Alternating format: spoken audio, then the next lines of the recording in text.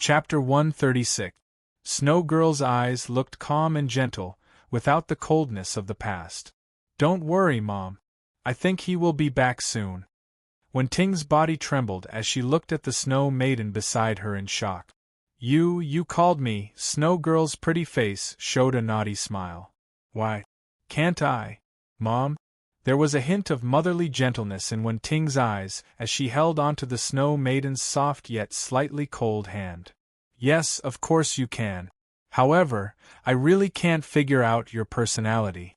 Sometimes you're even colder than a snowy mountain, but sometimes you're as mischievous as a child." The Snow Lady smiled and asked, "Then when did you like me?"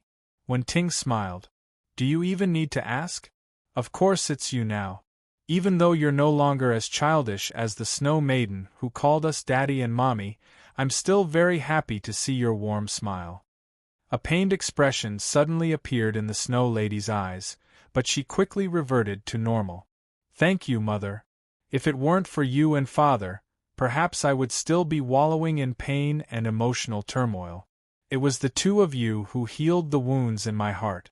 Back then, you sealed my own personality, and when I appeared to the outside world as a child, my two personalities gradually fused together under your unintentional influence. That was why I suddenly attacked Father. If it weren't for me, we wouldn't have come to this world." Wen-Ting patted Snow Girl's hand and said, "It's all in the past. If we didn't return to this era, how could we have such a wonderful experience? Chi-Yu and I can see that something must have happened to you. Otherwise, you wouldn't have become like that. Can you tell me what happened that made you suffer such a big shock?" The Snow Lady nodded lightly and said, "I'll tell you, if we can return to that era. Otherwise, what's the point of telling you about it? Mom, at that time, although my two personalities had fused back together and were controlled by my original personality, my emotions were actually very unstable at that time. The two personalities forcefully fused together brought me intense pain. The more I wanted to forget everything, the more my other personality kept repeating those memories. At that time, I was on the verge of collapse. When Dad was fighting with the green phosphorus-splitting tree lizard, the reason why I attacked him was because he was causing me so much pain. At that time, I just wanted to die together with him and disappear from this world forever. However, I didn't expect that because of my own stupid behavior, we would be brought to this world. Under the effect of the spring of nature that Dad exuded, my originally painful emotions were finally completely integrated. However, I was still in great pain at that time. It wasn't until not long ago that I really found myself and restored my original personality." Wen-Ting smiled and said, "The Genesis Network was when we met the ferocious Beast King." Snow Girl nodded gently and said, "I don't know why I suddenly called Dad at that time. At that time, I just felt that if I didn't call him Dad, I'm afraid I wouldn't have another chance in the future. When Dad forced me into the Kirin Pearl, I clearly felt that he cared for me from the bottom of his heart. It was completely a father's care for his child.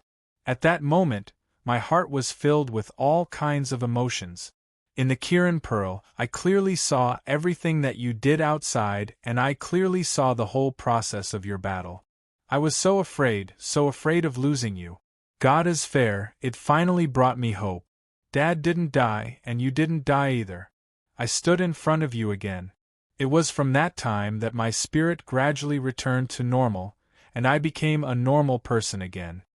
Wen-Ting held Snow Girl's hand tightly and said, "Do you really see him as your father?" A light flashed in Snow Girl's eyes. She glanced at Wen-Ting and said lightly, "If he's not my father, then what else can he be?"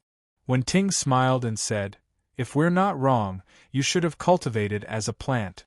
As for what kind of plant, we don't know, but if that's the case, I'm afraid that you're much older than me, let alone the 20-year-old Chi-Yu." Snow Girl lowered her head and said, "Is age really that important?" Wen-Ting shook her head and said, "No, age is certainly not important. What's important is one's mentality. That's why I'm asking you, do you really see Chi-Yu as your father?" Snow Girl's eyes showed a trace of confusion. "To be honest, I don't know. I just feel that he's sincere to me, and so are you. When I'm with you, I always feel at ease. I like the way you care about each other, and I like it even more when you care about me. This is the feeling I look forward to the most. As for other things, I don't know. Perhaps human feelings are too complicated. Wen-Ting sighed and said, since you can't be sure, don't make it difficult for yourself. Everything will pass. What you need to do is to face yourself. No matter what, I'll always be on your side. Dad, Mom, it's just a matter of how I address you. I like it when you call me that. Snow Girl smiled and leaned close to Wen-Ting. She leaned her head on her shoulder and said, Mom, can you tell me the story of you and Dad? Wen-Ting nodded and said with a smile, what do you want to hear? Snow Girl smiled mischievously and said, I want to know everything that happened between you and Dad. For example, how did you know each other? How did you fall in love with him? Also, when did you decide to be in love? When did you get married? Wen-Ting smiled and said, I didn't expect you to have such a gossipy side to you. Your father, he's actually a ruffian. Yes, a ruffian. Snow Girl laughed and said, it turns out that beautiful women like ruffians. No wonder I heard that women don't like bad men. Wen-Ting blushed and said snappily, who said I love him? Actually, we're not married. I don't have any real relationship with him. Snow Girl stuck out her tongue and said, I'm afraid you won't believe this yourself. You even have a daughter my age. When Dad asked me to call you Mom, you didn't object. Wen-Ting's pretty face turned even redder. Her elegant temperament became even more charming as she blushed. Girl, when did you become such a mischievous girl? All right, it seems that if I don't tell you everything that happened between us, I don't know how you're going to frame me. Back then, Chi-Yu and I met in school. Boom! The black figure flew backward, and its body changed 12 times in the air. Each time, it flashed in a different direction. Countless rays of light constantly burst out from its hands, dissolving the golden rays that were chasing it from above. The golden light that struck down from above could be seen clearly. It was clearly a sword ray, the creation's network. The energy that the black figure used to counter the sword rays was of various colors. However, the position of the attack was at the spine of the sword rays, and there was no direct collision. The golden and black figures merged and separated. Laughter could be heard. Good, it seems that you've understood the true meaning of battle. It won't be so easy to defeat you now. Chi-Yu landed on the ground. He didn't use Kirin transformation. At this moment, his whole body was emitting black and silver rays. Although Kirin transformation could greatly enhance his attack and defense, it also consumed a lot of his thundercloud force. At the same time, during the continuous battle with Huang Emperor, he gradually understood that Kirin transformation required a certain amount of time. Although this time was very short, if the enemy was strong enough, they could seize the opportunity to gain the upper hand. Only when one's own strength was strong enough could they better face everything and save energy for the battle. Therefore, on the third day of the battle with Huang Emperor, he stopped using Kirin transformation. Anyway, the defensive power of Kirin transformation was useless against the Xianyuan sword. It was better to save more energy to enhance his own attack and the various changes in his attack. Isn't that because you taught me well? With such a good master like you, I will naturally improve very quickly. However, so what if my battle skills have improved? When you truly display the power of the Xianyuan sword, it's still impossible for me to defeat you. Chi-Yu said helplessly. The Emperor smiled indifferently and said, a man who is never content is like a snake trying to swallow an elephant. You brat, in such a short period of time, you have already improved so much. Are you still not satisfied? You've already attacked my body 134 times. Even if my Xianyuan sword is enough to destroy you, I can't guarantee that I won't be seriously injured when you're about to die. After all, you're a Qilin.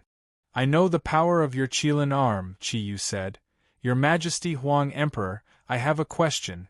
If you were still alive, with the true power of the Xianyuan sword, would you be able to defeat the king of the beasts, the bull demon king? Huang Emperor frowned slightly and looked at Qiyu. The light in his eyes dimmed a little. Silly child, if it was possible, why would humans still be like this? It's true that I am very strong with the Xianyuan sword. However, I was only a human at that time.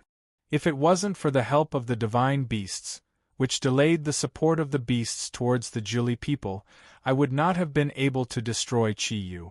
The Xianyuan sword is the strongest among the 10 great ancient artifacts. However, how much of its power can I display? Even if I can display its full power, how many attacks can I withstand? Although I don't know about the Bull Demon King that you are talking about, it is impossible for me to perish together with the King of the Beasts in my era. In this Xianyuan tomb, if it wasn't for the power of the Xianyuan sword, I'm afraid that your 2 divine beasts' friends would have obtained it long ago. After all, I am a human. Even if my ability is slightly stronger than yours now and I have the full power of the Xianyuan sword, I can only fight against a top-notch beast at most. Moreover, I am not like you. You have the support of Kirin's bloodline, while I am only a human. It is the Xianyuan sword that has given me power. However, that power is not enough to change the world. If I really fight against a powerful beast, it only needs to use its own power to exhaust my power in a wide space. When I can no longer lift the Xianyuan sword, I can only be destroyed. Or, they only need to sacrifice a 10,000-year-old beast to take my attack head-on and then launch a sneak attack from the surroundings. In that case, I will still die. I am a human, not a god. So what if I am Huang Emperor? After all, I can't change everything about humans. The only people who can change humans are humans themselves. That is not something that can be achieved by one person's effort. Do you understand? From Huang Emperor's eyes, Qiyu saw a trace of deep sorrow. It was a feeling of helplessness and helplessness.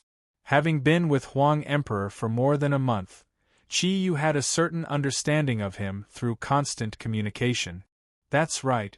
As a powerhouse, how could he not feel pain when he could only watch the abilities of his clansmen being far inferior to those ancient beasts? It was also because of this reason that he accepted her and imparted his combat skills to her without reservation, seeing that she was also a human. With a faint smile, Qiyu's eyes revealed a faint trace of coldness. He did not know how to comfort Huang Emperor, but after all, he did not belong to this era. The concept of humans being the wisest of all creatures had long been ingrained in his heart. He sighed and said, "Your Majesty Huang Emperor, you don't have to be too sad. The development of everything has its own process. The excellence of humans will not be buried. Perhaps in a few thousand years, or even tens of thousands of years later, the rulers of this world will be us humans." Huang Emperor looked at Qiyu with a faint trace of light in his eyes. "It's a pity that I am the sword spirit that guards the Xianyuan sword. Otherwise, I would really like to search for the Kunlun mirrors with you and go back to your era to have a look. To see how far my descendants have developed. Qiyu, you have been here for a period of time. Although you are still lacking in combat experience, I have taught you all that I can. I believe that as long as you work hard in your cultivation, your achievements will definitely surpass mine. Go back to your era and take my place to protect us humans. This is my only hope for you." Qiyu nodded his head solemnly and said solemnly, "As the king of the Zodiac guardian deities, it is my responsibility to protect humans. I will definitely do my best to protect the Yan Huang land from any external invasions and disturbances. As your descendant, I also have your blood flowing in my veins. I will definitely fulfill your wish." Huang Emperor smiled in relief. This was the first time that Qiyu had seen him reveal such a sincere smile since they had met. "Good, it seems like our acquaintance was not in vain. Although I know that it is impossible, deep in my heart, I still hope to see my descendants have abilities like yours. If that is really the case, the rule of us humans will no longer be limited to our world." Qi Yu's heart stirred slightly. Huang Emperor was indeed far-sighted. In the era of the ancient beasts, who knew how many years before his own era, he had actually already thought of the expansion of humans. Yes, in his era, the humans on Earth were already close to saturation, and the universe was the best space for humans to continue to develop. Huang Emperor continued, "All right, you can leave now. After all, I am only the sword spirit of the Xianyuan sword. There is no meaning for you to stay any longer. Go and find the Kunlun mirrors as soon as possible. With your abilities, I believe that you should be able to find the way back from the Kunlun mirrors. If you find the Kunlun mirrors and obtain its recognition, but still encounter problems, you can come back here to find me. I will do my best to help you." Qi Yu nodded and said, "Your Majesty, Huang Emperor, thank you for your teachings these past few days. Although I know that you are my ancestor and I should not say this, I still want to call you master."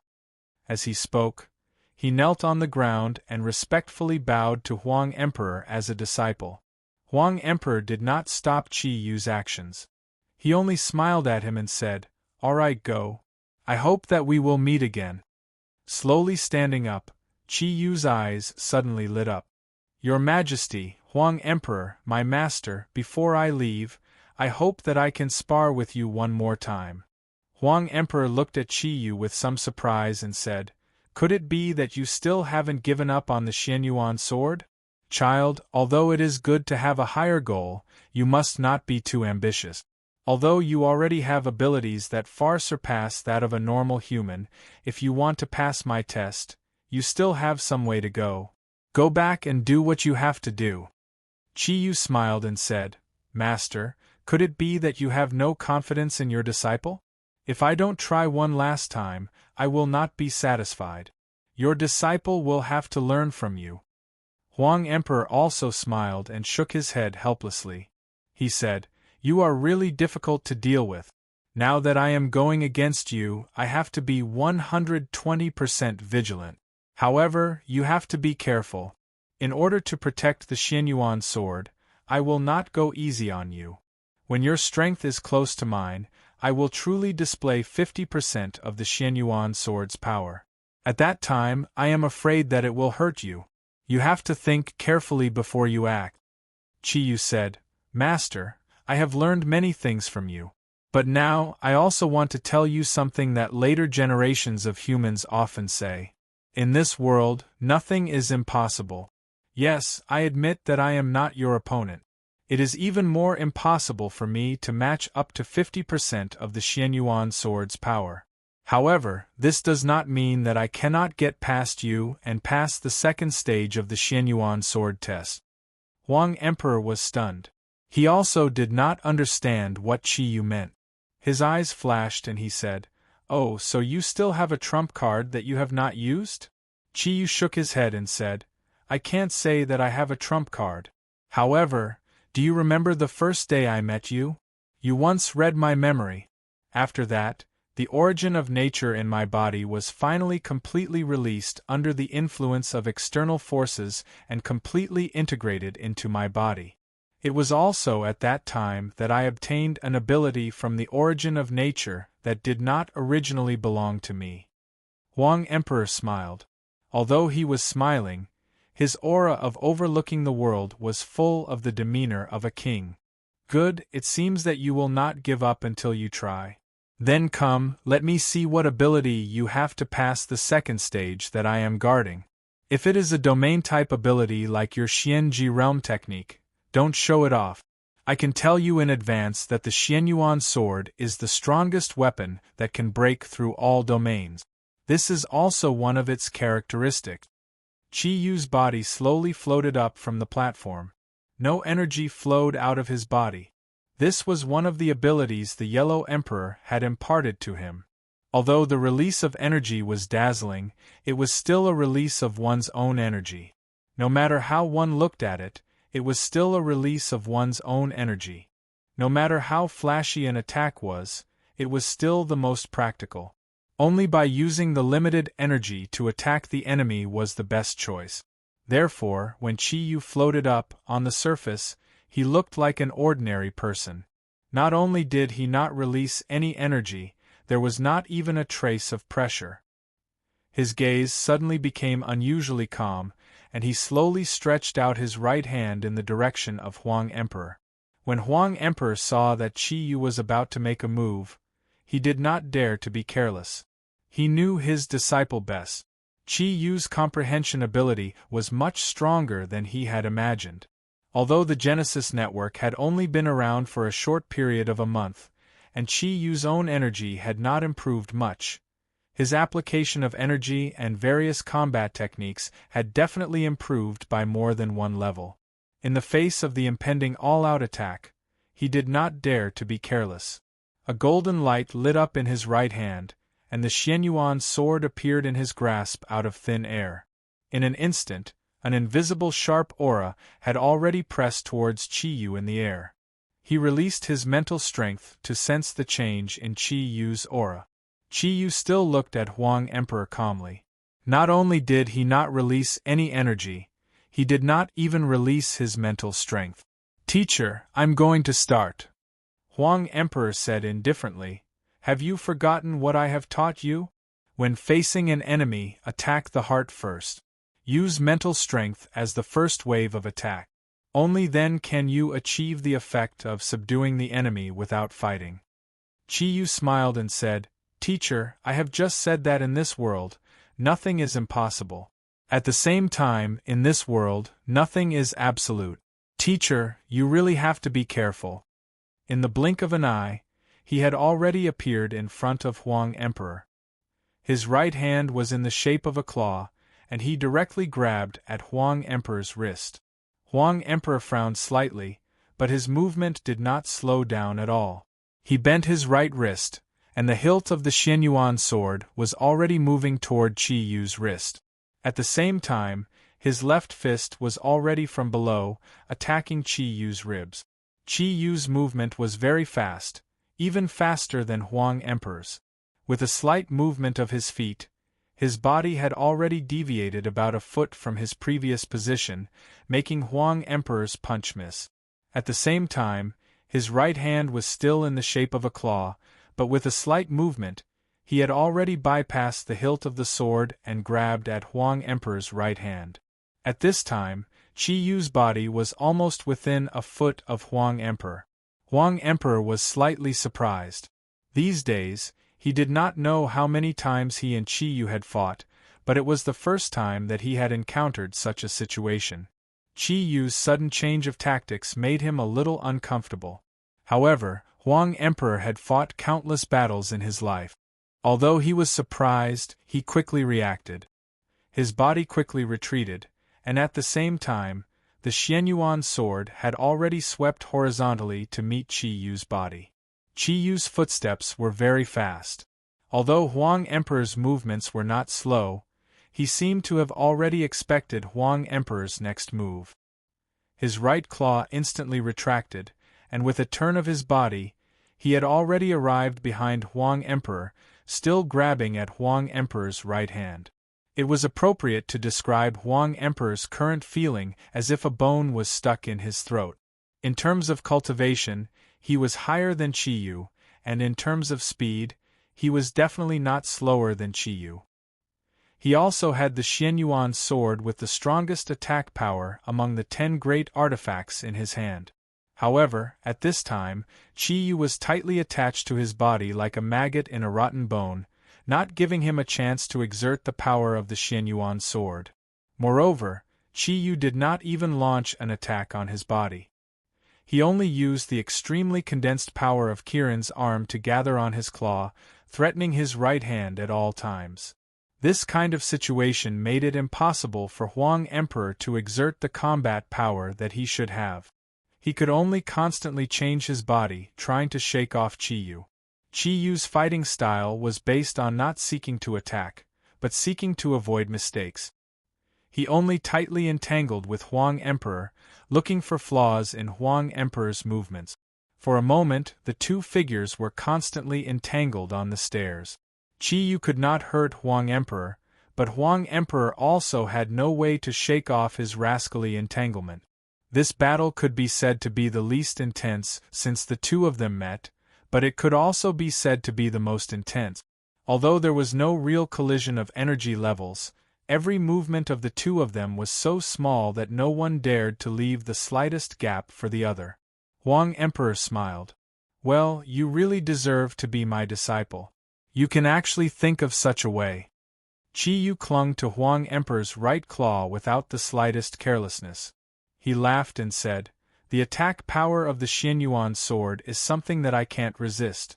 However, as long as the Genesis network can stay tight, the advantages of the Xianyuan sword can't be exerted, and its shortcomings will be exposed. The biggest disadvantage of the Xianyuan sword is its size. With a 2-meter-long blade, even if you are proficient in using it, it is impossible for you to pose a threat to me in this narrow space. Without the power of the Xianyuan sword, it will not be easy for you to defeat me. Teacher, don't say that I'm a rascal. This is the only way I can think of to restrain the Xianyuan sword." Huang Emperor smiled. It was a smile full of relief. "How can I blame you for being a rascal? I have told you long ago that in a battle, the ultimate goal is to obtain the final victory. It doesn't matter what means you use during the battle. Good boy, you can come up with this method, and you have been holding back until the last moment to use it on me. However, do you think you can defeat me in this way? Then you are still too naive. In a sense, unless you can overwhelm the Xianyuan sword in terms of energy, it has no flaws." As soon as he finished speaking, Qi Yu suddenly felt his whole body tighten. The next moment, the blade of the Xianyuan sword had already reached his side. Without any hesitation, Qi Yu quickly leaned back as if his waist was broken.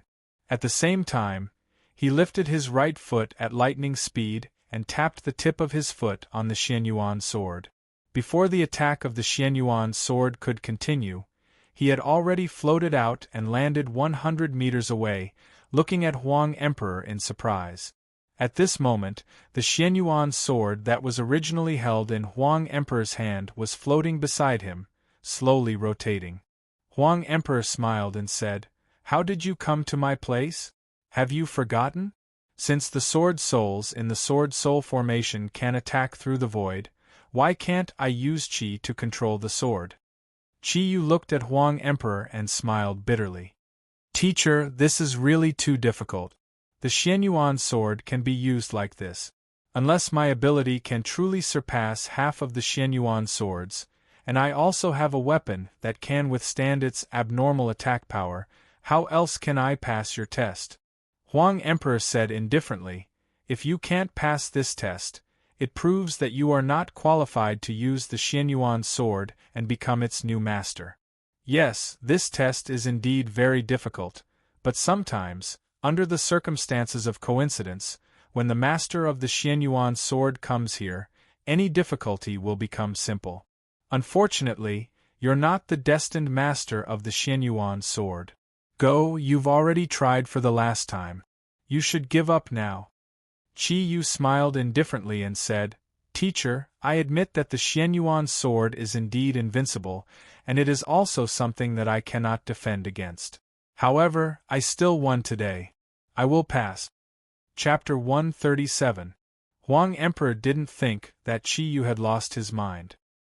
He saw absolute confidence in Qi Yu's eyes. A trace of uneasiness rose from the bottom of his heart. At this moment, Qi Yu's body suddenly emitted a dazzling silver light. The huge silver light instantly enveloped the entire area of the stairs and quickly closed inward. Huang Emperor frowned slightly and said, "Didn't I tell you that the Xianyuan sword can break through any domain? What's the point of doing this?" Qi Yu smiled. "That's right, the Xianyuan sword can indeed break through all domains. However, there is one thing you have forgotten. What you are holding in your hand is not the real Xianyuan sword." The silver light instantly grew stronger. Qi Yu's hands slowly came together in front of his chest, as if he was hugging a huge ball. He shouted word by word in a deep voice, "Silver, dragon, cover."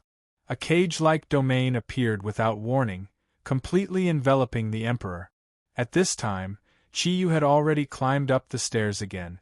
Huang Emperor's reaction was very fast. The Xianyuan sword in his hand turned into countless sword shadows and slashed across the domain in front of him. However, something shocking happened. The Xianyuan sword that he had always believed to be indestructible in his heart was actually unable to do anything at this time. The silver light still surrounded the surroundings, and the moment the sword light that he released came into contact with the silver light, it immediately melted like ice and snow. Qiyu had already walked step by step to the outside of the silver dragon cage. He smiled and said, "Teacher, do you want to try again?" Huang Emperor looked at Qiyu unwillingly. "No, this is impossible. The Xianyuan sword can break through all domains. How did it become like this? Qiyu, tell me, how did you do it?" Qiyu waved his right hand and the silver light disappeared. Huang Emperor was released. Although Huang Emperor was only sealed for a short moment, Huang Emperor knew very well that the silver light that did not seem to have much energy fluctuations was something that he could not break through. A calm look appeared in Qiyu's eyes. "Teacher, do you remember what I said just now?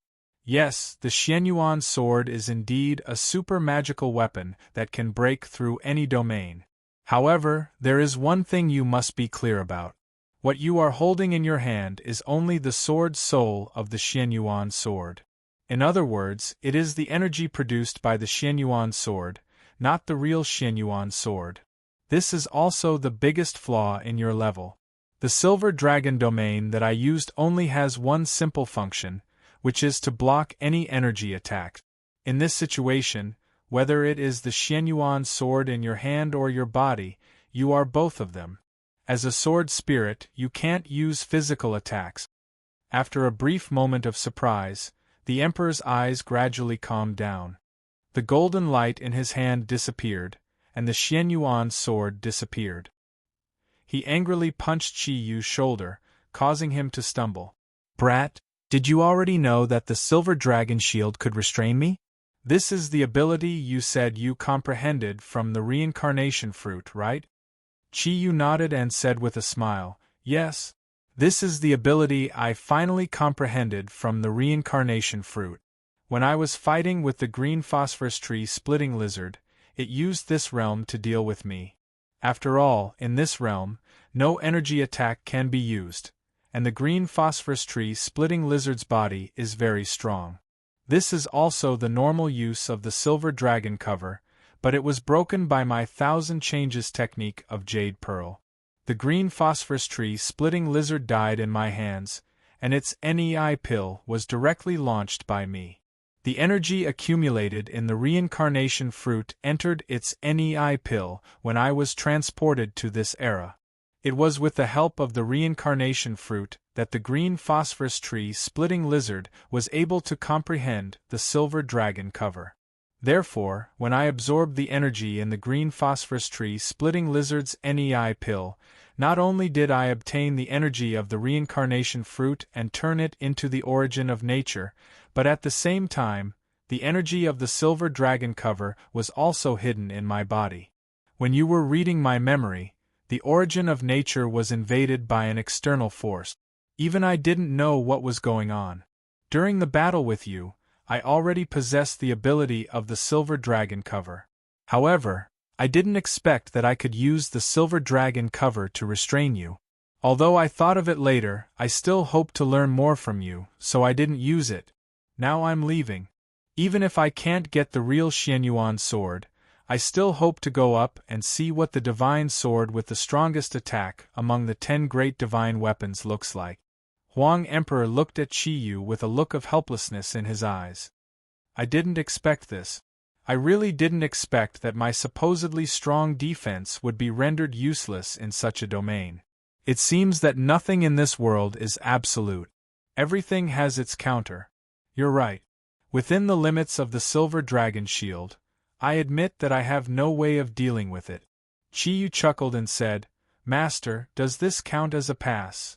Huang Emperor looked at the evil smile on Qiyu's face and was furious. "Good lad, you can be proud of yourself. Pass? You pass.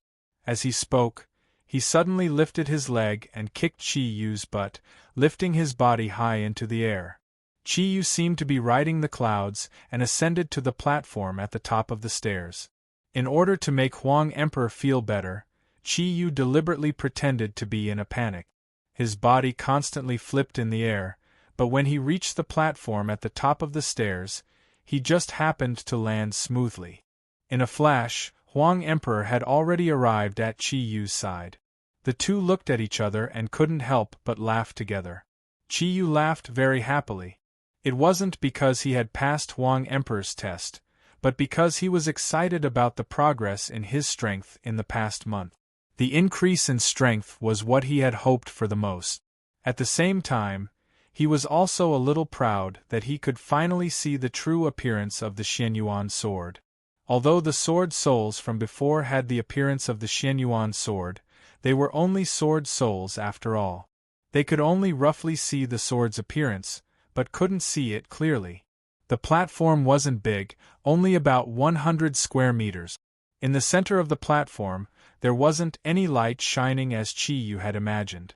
It was completely different from what he had seen from above. At this moment, he saw the Xianyuan sword calmly inserted into a square stone about 1 meter high in the center of the platform. There were many words that Qi Yu couldn't understand on the stone, covering the entire stone. Among those words, there was occasionally a faint golden light flowing.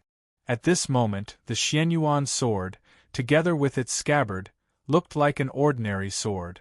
There wasn't any light shining, its appearance was simple, the black hilt, the broad and heavy sword body looked like an ordinary iron sword.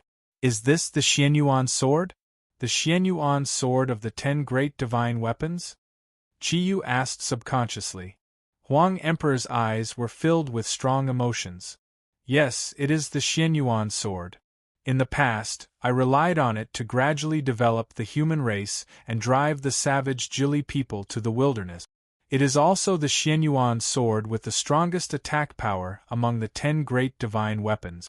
Go, whether you succeed or fail, you have the right to take the third test here. Qi Yu lifted his head to look at Huang Emperor. From his gentle gaze, Qi Yu could see encouragement and blessings. He knew that at this moment, his teacher also hoped that he could obtain the Xianyuan sword. However, could he really obtain its approval? This was one of the most powerful divine weapons. He slowly lifted his feet and walked step by step towards the Xianyuan sword. He found that his feet were very, very heavy. It was as if the air around him had become heavy. The Xianyuan sword seemed to be calling out to him, but also seemed to be repelling him. At this moment, in Qi Yu's eyes, this sword seemed to exist only in the world. Huang Emperor's deep voice rang in Qi Yu's ears. The Xianyuan sword is not a sword for killing. On the contrary, everything it has nothing to do with killing. One side of the sword is engraved with the sun, moon, and stars, while the other side is engraved with mountains, rivers, and plants. One side of the sword hilt is engraved with the art of farming, while the other side is engraved with the strategy of unifying the 4 seas. It is the representation of courage, wisdom, and kindness.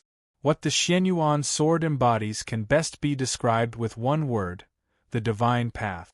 Looking at the simple and unadorned sword hilt of the Xianyuan sword, Qi Yu murmured and repeated Huang Emperor's words. The divine path. That's right, it's the divine path. Use your heart to feel everything that the Xianyuan sword can bring, and accept its test. If you can draw it out of the scabbard, then you'll be its new master. Huang Emperor's eyes were filled with encouragement. Qi Yu could pass his test. Now, even he was not sure whether this young man from the future in front of him was the true master of the Xianyuan sword. As a fellow human, and the greatest ancestor of mankind, Huang Emperor sincerely hoped that the Xianyuan sword could be used by mankind again. And right now, this was the best opportunity. Qi Yu had already walked to the front of the Xianyuan sword. The closer he got to this godly sword, the stronger the pressure in his heart became. Just as Huang Emperor had said, on the long sword hilt, There were fine engravings of characters that he did not recognize. Taking a deep breath, Chi-Yu dispersed the thundercloud force in his body to his limbs and bones. He slowly raised his hands and held the thick sword hilt. At that moment, Chi-Yu's body seemed to freeze. Everything around him seemed to have stopped, and Huang Emperor's body also disappeared when he held the sword hilt. A wave of pure energy rushed into Chi-Yu's body through his hands that were holding the sword hilt. The thundercloud force in Chi-Yu's body reacted naturally, but before the thundercloud force could intercept it, the pure energy had already dispersed and directly integrated into his body. Then, Chi-Yu's mind suddenly fell into a blank. There was no Xianyuan sword in front of him, nor was there Xianyuan tomb. The expression on Chi-Yu's face turned blank. His body and mind had already entered another world at this moment. He was surprised to find that his body was in a hospital. His surroundings were pure white, and he could even clearly smell the smell of disinfectant. Everything around him was very calm. In the middle of the room there was a beautiful woman lying on the bed. Her face looked a little pale, and her hair was scattered on the pillow. However, her big, lifeless eyes were emitting a gentle light. She was looking at the pram at the side. In the pram, a naked baby boy was rolling in the crib, and occasionally he would talk in his sleep. Where is this? Chi-Yu asked himself doubtfully. He was now standing between the pram and the bed where the beautiful woman was, but the beautiful woman seemed to not see him. She just focused her eyes on the crib, and her eyes were full of motherly love. At this moment, the ward's door suddenly opened and a man walked in. Chi-Yu's heart and body were instantly shaken when he saw this man. He was shocked to find that this man's appearance was 60 to 70% similar to his own, except that he was much more handsome. The man walked into the ward and quickly walked to the bedside. He actually passed through Chi-Yu's body and sat on the bed. His eyes were full of concern. "Wife, how are you? Do you feel better?"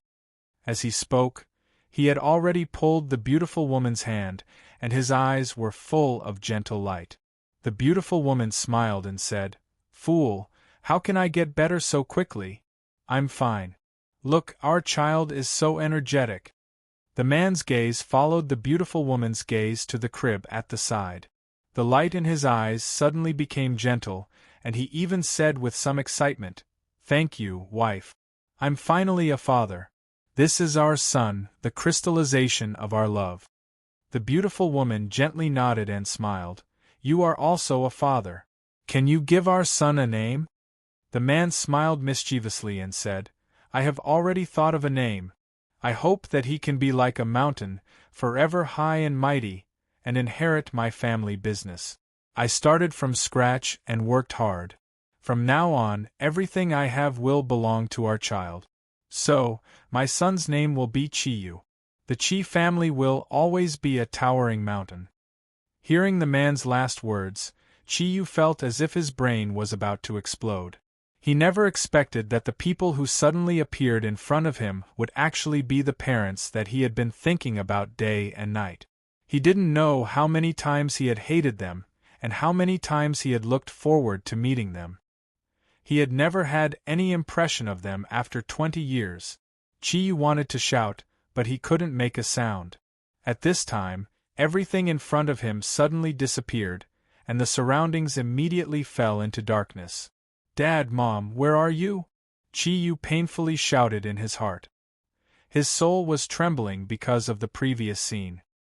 His parents were the closest people to him, but they were the eternal pain in his heart. The light changed and his eyes lit up again. He was still in the hospital ward, but this time there was no trace of his parents. Only the baby was still in the crib, and it seemed that he had already fallen asleep. "Is this me?" Chi-Yu's emotions were stirred up again. "Is this me when I was a child? So, I also have parents and they love me so much. But where are they now? Where did they go?" Chi-Yu found that not only could he not make a sound, but he couldn't even move his body, which was quietly standing there. The door opened, and a man in a black suit quietly walked in from outside. He first looked around, as if he was very vigilant. Then, he took a big stride and came to the side of the crib with a faint trace of helplessness on his face. Today is the last chance. They are going to be discharged soon. I'm sorry. The man in black bent down and carried the baby in the crib. He took out a small quilt from the bag on his back and wrapped the baby up. Then, he quietly left the room. Seeing this scene, Chi-Yu was completely stunned. That man in black, carried me away when I was still a baby. What did he want? Why did he carry me away? Chi-Yu wanted to chase after him, but his body couldn't move. Everything in front of him disappeared again, and everything around him fell into darkness again. In the endless darkness, he suddenly heard a mournful cry. "Child, my child, where are you?" This voice was so emotional that it sounded a little hysterical. However, Chi-Yu could still clearly recognize that this voice came from the beautiful woman, who was also his mother. I'm here, mother, mother," Chi-Yu cried. Although he couldn't see his own body, his heart was crying. The knot that had been entangled in his heart suddenly loosened at this moment. He understood that he wasn't abandoned by his parents, but was taken away by someone else. Why did they take him away and throw him into an orphanage? Why did they separate him from his parents and make him suffer for so many years? Chi-Yu's emotions were extremely emotional. At this moment, the surroundings lit up again, but this time, it wasn't in the hospital. Everything around him was very familiar to Chi-Yu. It was in front of the orphanage that he had lived in when he was young. A little boy who looked like he was only 3 or 4 years old stood there, looking at the crowd on the street. The surroundings were very noisy, and there was an endless stream of people passing by. However, the little boy seemed so lonely and helpless. His eyes were very calm, so calm that it was a little scary. This boy was Chi-Yu, who was 3 years old. Everything in front of him suddenly flashed into the distance, turning into a scene. Chi-Yu looked to the side, and behind it, scenes after scenes gradually appeared. Chi-Yu could clearly tell that the main characters in these scenes were himself. Starting from the age of 3, then 5, 8, 10, all the way until he was 19. The scene stopped at the scene of him and Yan Xiaoyi's brick-breaking martial art. Everything had once again sunk into darkness, but Chi-Yu's mind was still in an incomparably agitated state. That mournful cry continued to hover in his mind. All of this originated from him. All of this was what he had experienced in his life. It had been a long time since he had thought about his parents. As he grew older, he had long since determined that he was a true orphan. Whether it was being abandoned by his parents or the death of both of them, none of this had anything to do with him. Living was already a luxury for him, and it could be said that living was painful. All of this had changed on the day he met Grandmaster Zaglu. Darkness. Endless darkness. Chi-Yu found himself powerless. Everything around him didn't seem to belong to him. He had seen his entire life from a bystander's point of view. His heart suddenly felt like it was about to shatter. It was as if the darkness before him was the most beautiful place. Was it really like this? Suddenly, his surroundings lit up again. This time, he appeared in a spacious grassland. And Chi-Yu suddenly found that he could move his body. With the appearance of the grassland, an incomparably huge pressure suddenly came from the front. On one side of the horizon, an incomparably huge body was taking steps that caused the earth to tremble. It was walking towards his direction. There were 2 horns on its head, and it held a trident in its hand. The huge body was filled with an aura of fear. It was the Bull Demon King. Seeing the sudden appearance of the Bull Demon King, Chi-Yu's heart instantly tightened. He lowered his head to look at his hands. This time, it didn't feel like an illusion. Everything became so real. Chi-Yu, what should we do now? A familiar voice sounded in his ear. When Chi-Yu turned around to look, he was instantly stunned. There were a total of 5 people standing behind him. 5 women. They were Hai Ryue, Ming Ming, Wen Ting, Shang Bing, and Snow Girl. 5 women, 5 of the most important women in his life.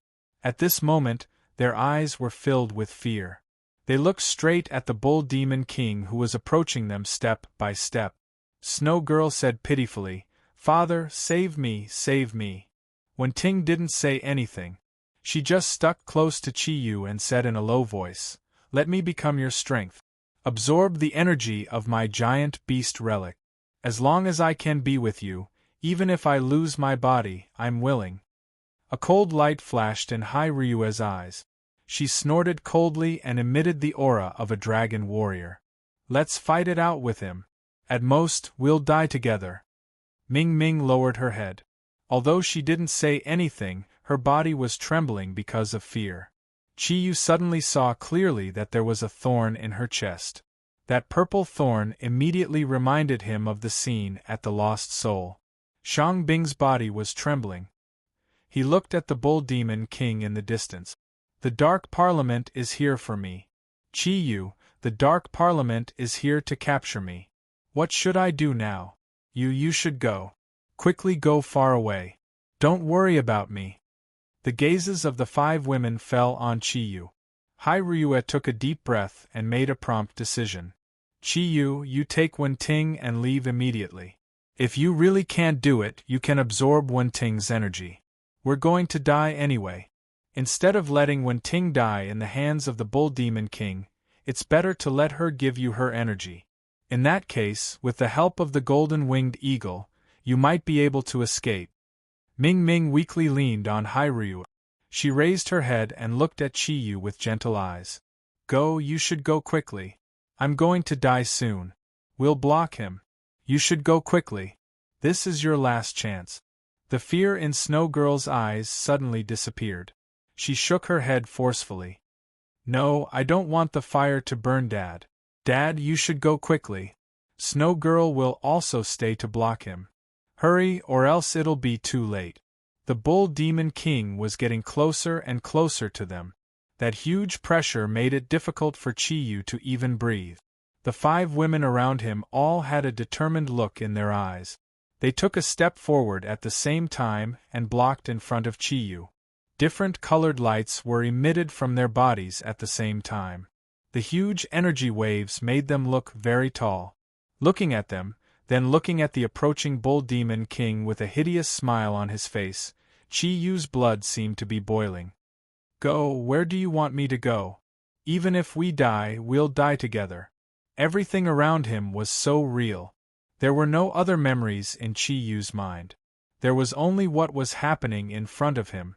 He had no idea why he was attacked by the Bull Demon King here.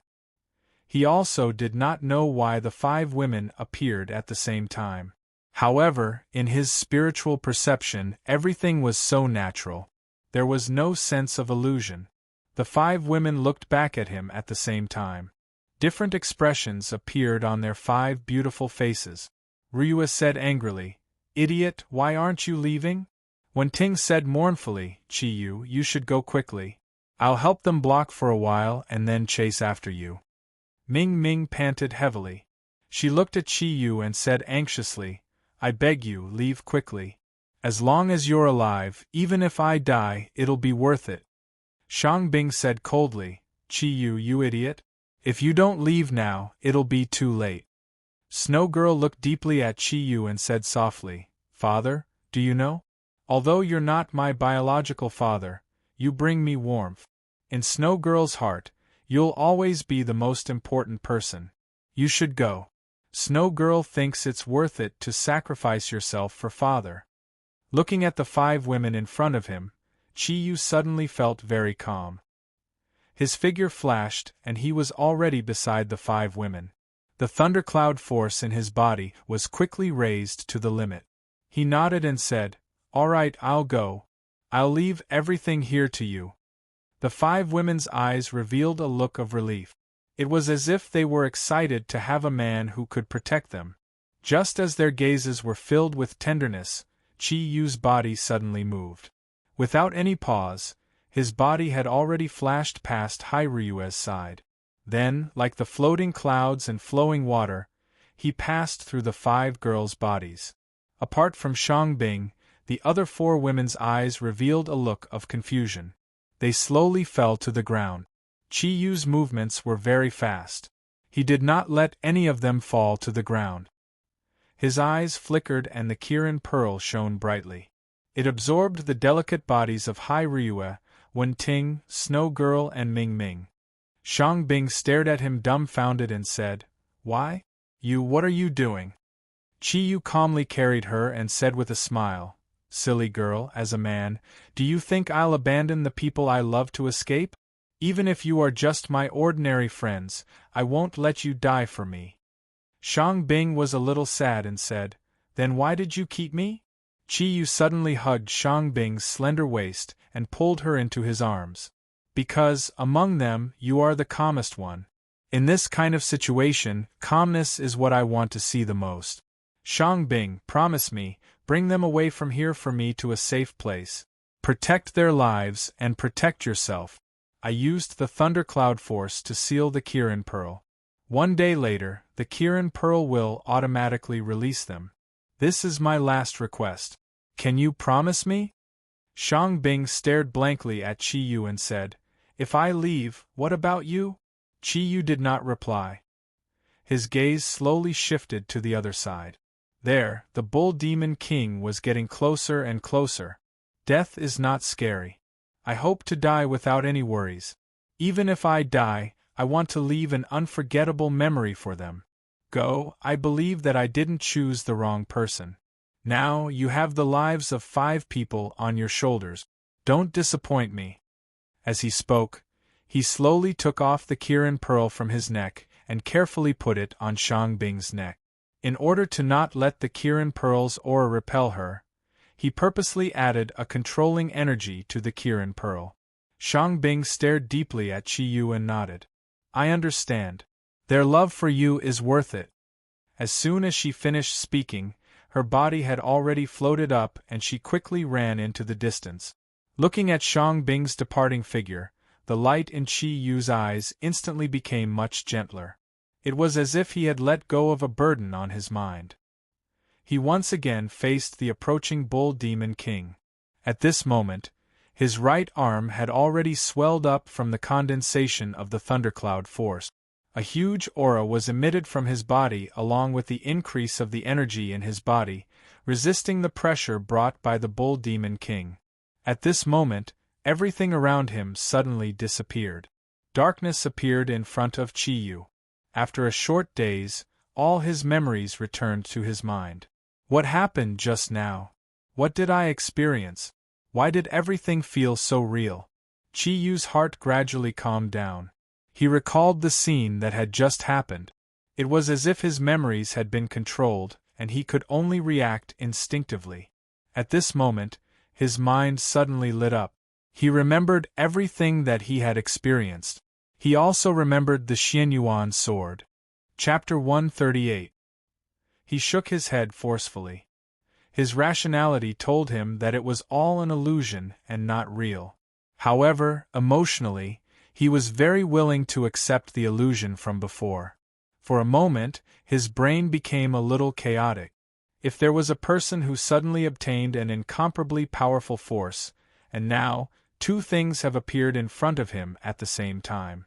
One is that his beloved woman has been captured by the enemy and is waiting for him to rescue her.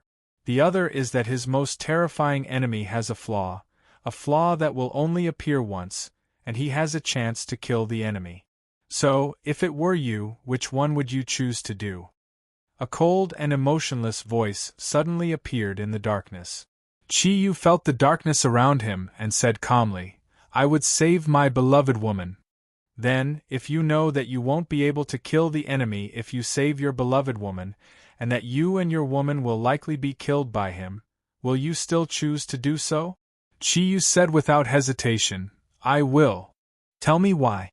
The cold voice seemed a little surprised. Chi Yu said indifferently, "There is no why.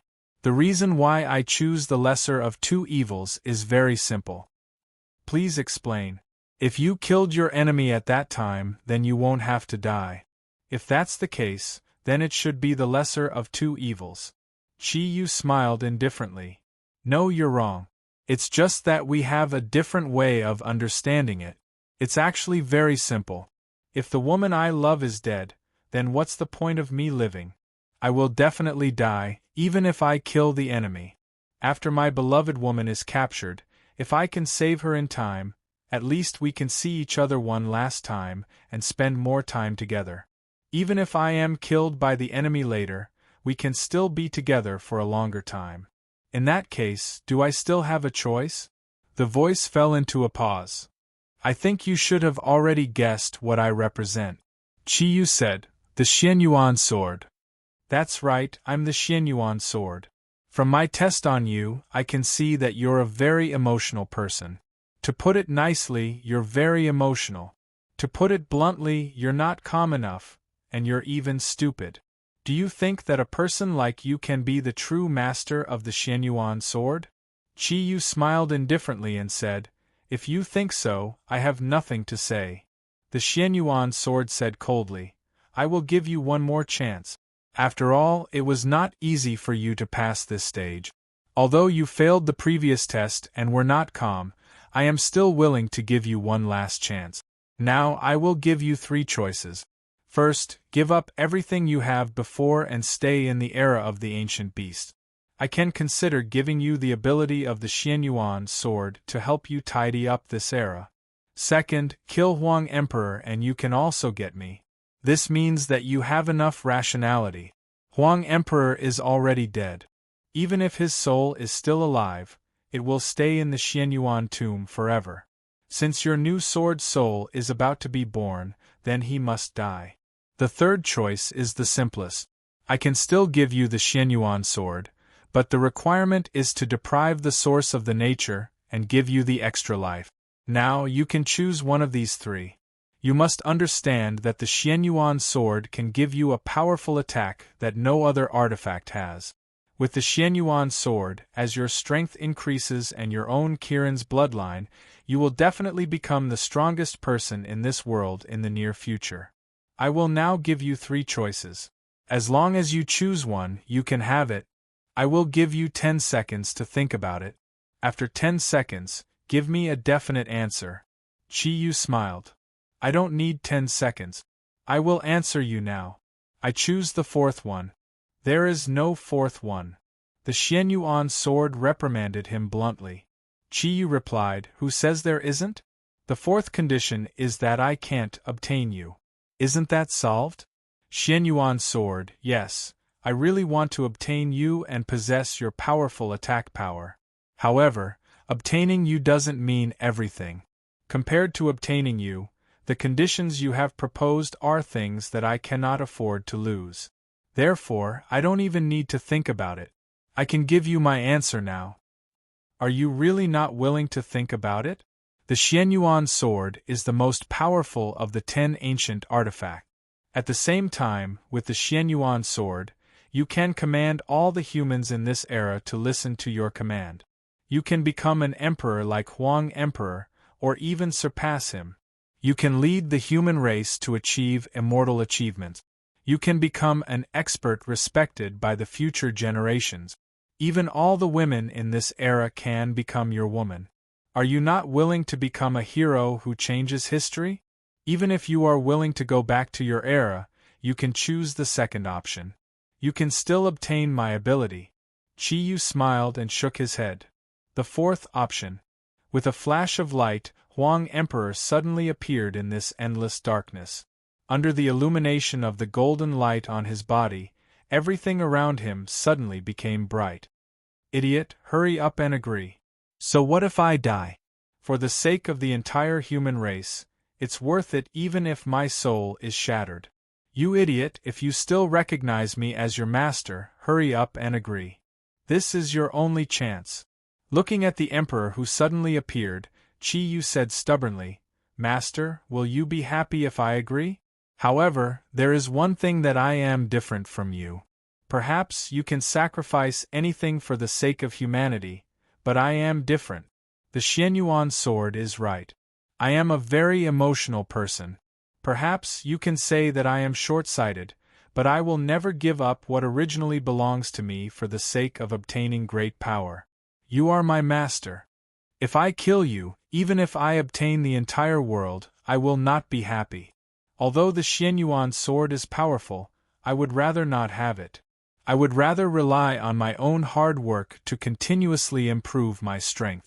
I will never give up on you and change my own ideals because of him. These last words were said resolutely and without any room for negotiation. Huang Emperor's figure disappeared. The cold voice of the Xianyuan sword appeared again. Then, what if I tell you that if you don't choose one of these three options, you will stay in this darkness forever? Qi Yu was stunned and said, "You're trying to scare me." The Xianyuan sword laughed and said coldly, "Do you think I'm scaring you?" Qi Yu also laughed. "If I don't agree to your conditions and you want to kill me, then it won't be the Xianyuan sword, but the Xianyuan demon sword. If you want to become the demon sword, then I can't do anything about it." The Xianyuan sword coldly snorted and said, "So, you're saying that you don't intend to change your mind?" Qi Yu smiled indifferently and said, "That's right. Even if I can't obtain the Xianyuan sword, you won't kill me. I am confident of this." The Xianyuan sword didn't say anything else. The dark space that Qi Yu was in suddenly changed. The surroundings suddenly lit up, allowing Qi Yu to see his own body. The light became stronger and stronger. The originally dark space became golden. Qi Yu's heart trembled. He thought to himself, "Does this Xianyuan sword really want to kill me? No, it can't be. Since it is an ancient artifact, and it has Huang Emperor as its soul, why would it do such a thing? Didn't Huang Emperor say that the Xianyuan sword represents courage, wisdom, and benevolence? No matter how you look at it, it can't kill me." Thinking of this, Qi Yu sat cross-legged in this empty space. He used his own thundercloud force to block his vision so that the golden light wouldn't irritate his eyes. At the same time, he spread the thundercloud force around his body and actually began to cultivate. A huge pressure appeared without warning. It launched an endless attack on Qi Yu's body like waves. Qi Yu's decision to block his vision was undoubtedly very smart. If he opened his eyes now, he would definitely see countless sword souls of the Xianyuan sword attacking his body. However, although he could not see everything around him, the huge pressure still slowly suppressed the thundercloud force in his body. Even his bones began to creak. His body felt like it was on fire. The intense pain passed through his skin, meridians, bones, muscles, and almost everywhere into the reflex area of his brain. Qi Yu gritted his teeth and endured it, not letting himself cry out in pain. The pressure of the surrounding energy became stronger and stronger. After all, Qi Yu's body had been transformed by the source of nature. Although his body had begun to distort under the huge pressure, he still showed no signs of collapse. His jade-like bones and meridians were extremely tough. Although the external pressure was getting stronger, Qi Yu's resistance was also getting stronger. Anyway, he did not think of fighting back, so he simply spread his thundercloud force to every meridian and bone in his body, allowing the external energy to constantly impact his body. At this moment, Qi Yu suddenly recalled a novel he had read in the past. It was written by a famous author in his era. He still remembered that there was such a phrase in that novel, "Let him be strong, let him be strong. The cool breeze supports the mountain ridge." The burden in his heart was instantly lifted. He forcefully merged his mental strength into his mind and stopped it from spreading outwards. At the same time, he used his body to feel everything around him. Although this was a space of nothingness, since space existed, it had a carrier. Qi Yu's heart was very calm. All the pain seemed to no longer be important at this moment. Just like when he felt the vitality of nature, he felt the impact of the surrounding energy on him. The energy no longer seemed to be an offensive force, but a part of this world. And he was also a part of this space. In this space of nothingness, Qi Yu's body gradually changed. In the beginning, his body was like a small boat under the impact of the surging energy, up and down, rolling in the constant impact. Gradually, his body became slower in the energy fluctuations. As the energy surged, this space had no boundaries, and the impact of the energy always had a certain pattern and direction. His body moved accordingly. In this case, the energy attacking his body could no longer bring him any harm. At the same time, his originally dim body gradually changed. A layer of golden light appeared on Chi-Yu's skin, just like the surrounding golden space. At this moment, he no longer looked like a person, but like a wave of energy in this space, moving along with the energy fluctuations. Chi-Yu's mind was completely immersed in this space, forgetting about the attack and forgetting about his own life and death. At this moment, he had completely integrated into this space, becoming an important part of this space. A faint light and shadow lit up in the space, and Huang Emperor appeared out of thin air, floating in the air. At the same time, a sword appeared, the Xianyuan sword. Huang Emperor revealed a faint smile at the corner of his mouth. It's time to end it. A somewhat unwilling voice came from the Xianyuan sword. How is this possible? This is completely different from what should have happened. He doesn't belong to this era, it's impossible for him to be my controller. Huang Emperor took a deep look at the Xianyuan sword and smiled. This child just told me that in this world, nothing is impossible. Did you not see it? He has already entered the realm of being one with the world, and the requirement for your last checkpoint is also to be one with the world. To be able to integrate into this space so quickly, even the me back then was far inferior. The Xianyuan sword's voice sounded a little strange, but back then you were the true chosen one, and he was just an accident. Huang Emperor said indifferently, even if it was an accident, so what? Can you be sure that this isn't the result of heaven's arrangement? Can you be sure that he can't be your master? Everything he has done, I believe you have seen it. The Xianyuan sword said with some unwillingness, that's right, he has enough courage and is unyielding. In the face of the threat of death, the first thing he thought of was his lover. In terms of courage, he is impeccable. He can be so calm in the face of death. What else in this world can make him afraid? However, in addition to being mighty, to become my master, he must have wisdom and a heart of benevolence. I don't think his wisdom is that great. This idiot, on such an easy choice, he is as stubborn as a stone in a latrine pit. Could it be that I am not attractive to this guy at all? Huang Emperor laughed. No, it's not that you are not attractive to him, it's that the question you asked to him is useless. In his heart, although you are very attractive, compared to you, there are many other things that are more important. If you say that he is not intelligent, then you are even worse. He can judge that you will never kill him, even if you are a little less intelligent, you can barely pass the test. As for benevolence? I can't say for sure, it depends on your own judgment. Now that he has passed the test of the oneness of heaven and men, he was able to withstand the huge pressure and completely integrated into this space. Now the choice is in front of you, choose him or let him leave. After all, he is not the one destined for you. You still have a choice. Even if you choose to let him leave, he has no regret. At least, after going through your test, his spiritual force and willpower have been greatly improved. However, this child is indeed a little too emotional. First of all, it is shown in the words of killing and love. However, he also has a heart of justice, so I am not worried.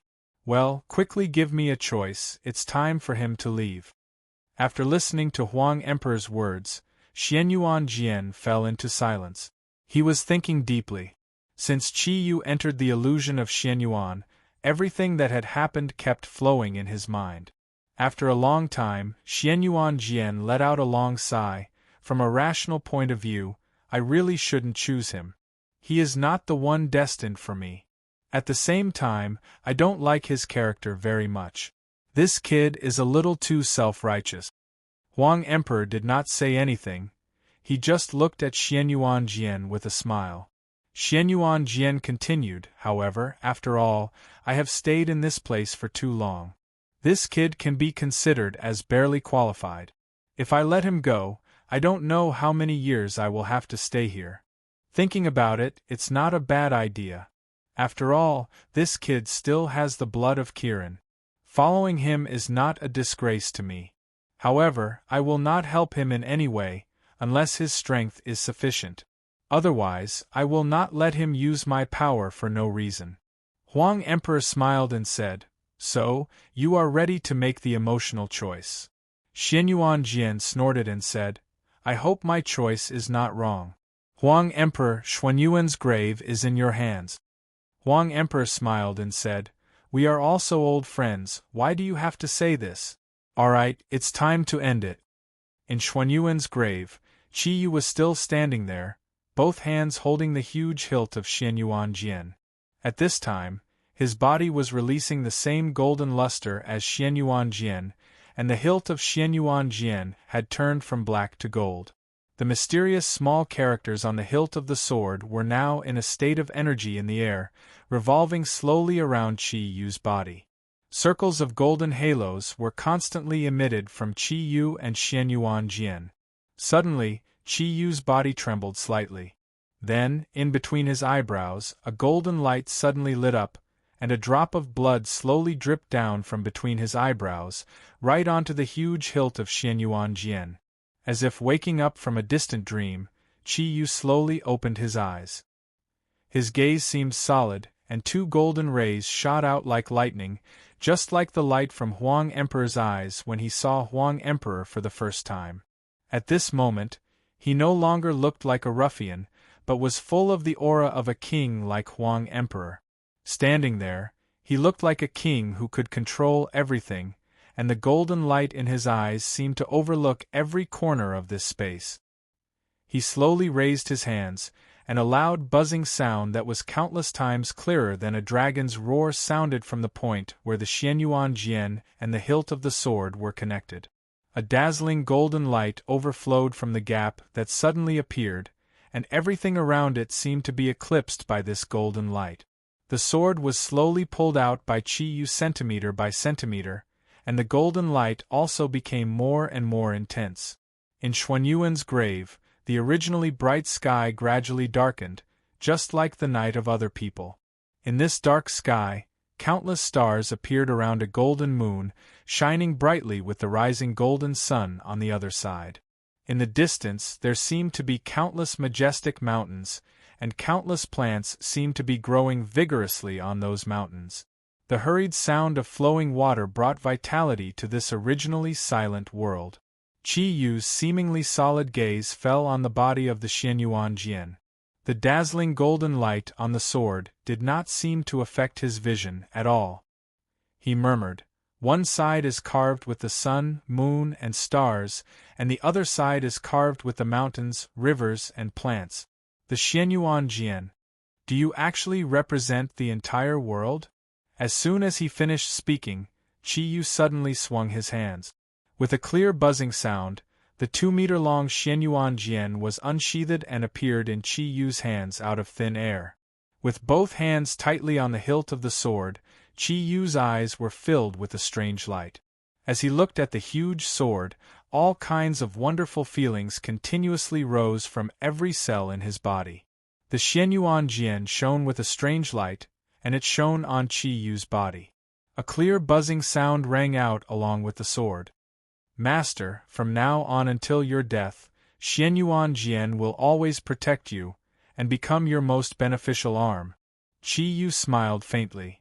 "I will also always protect you, and not let your Xianyuan Jian suffer even the slightest bit of humiliation." A golden light shot out from between Qi Yu's eyebrows. Immediately after, the light of the Xianyuan Jian suddenly weakened.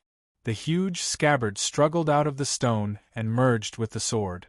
With a flash of light, it had already entered Qi Yu's body from between his eyebrows.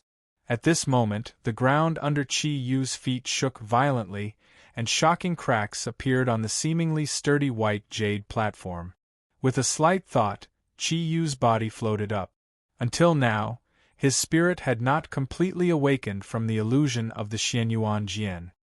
He listened to the loud rumbling sound under his feet, and watched as the 100-meter-long white jade stairs gradually disappeared. mountains, rivers, and the sun, moon, and stars in the sky became increasingly bright. Was all of this real?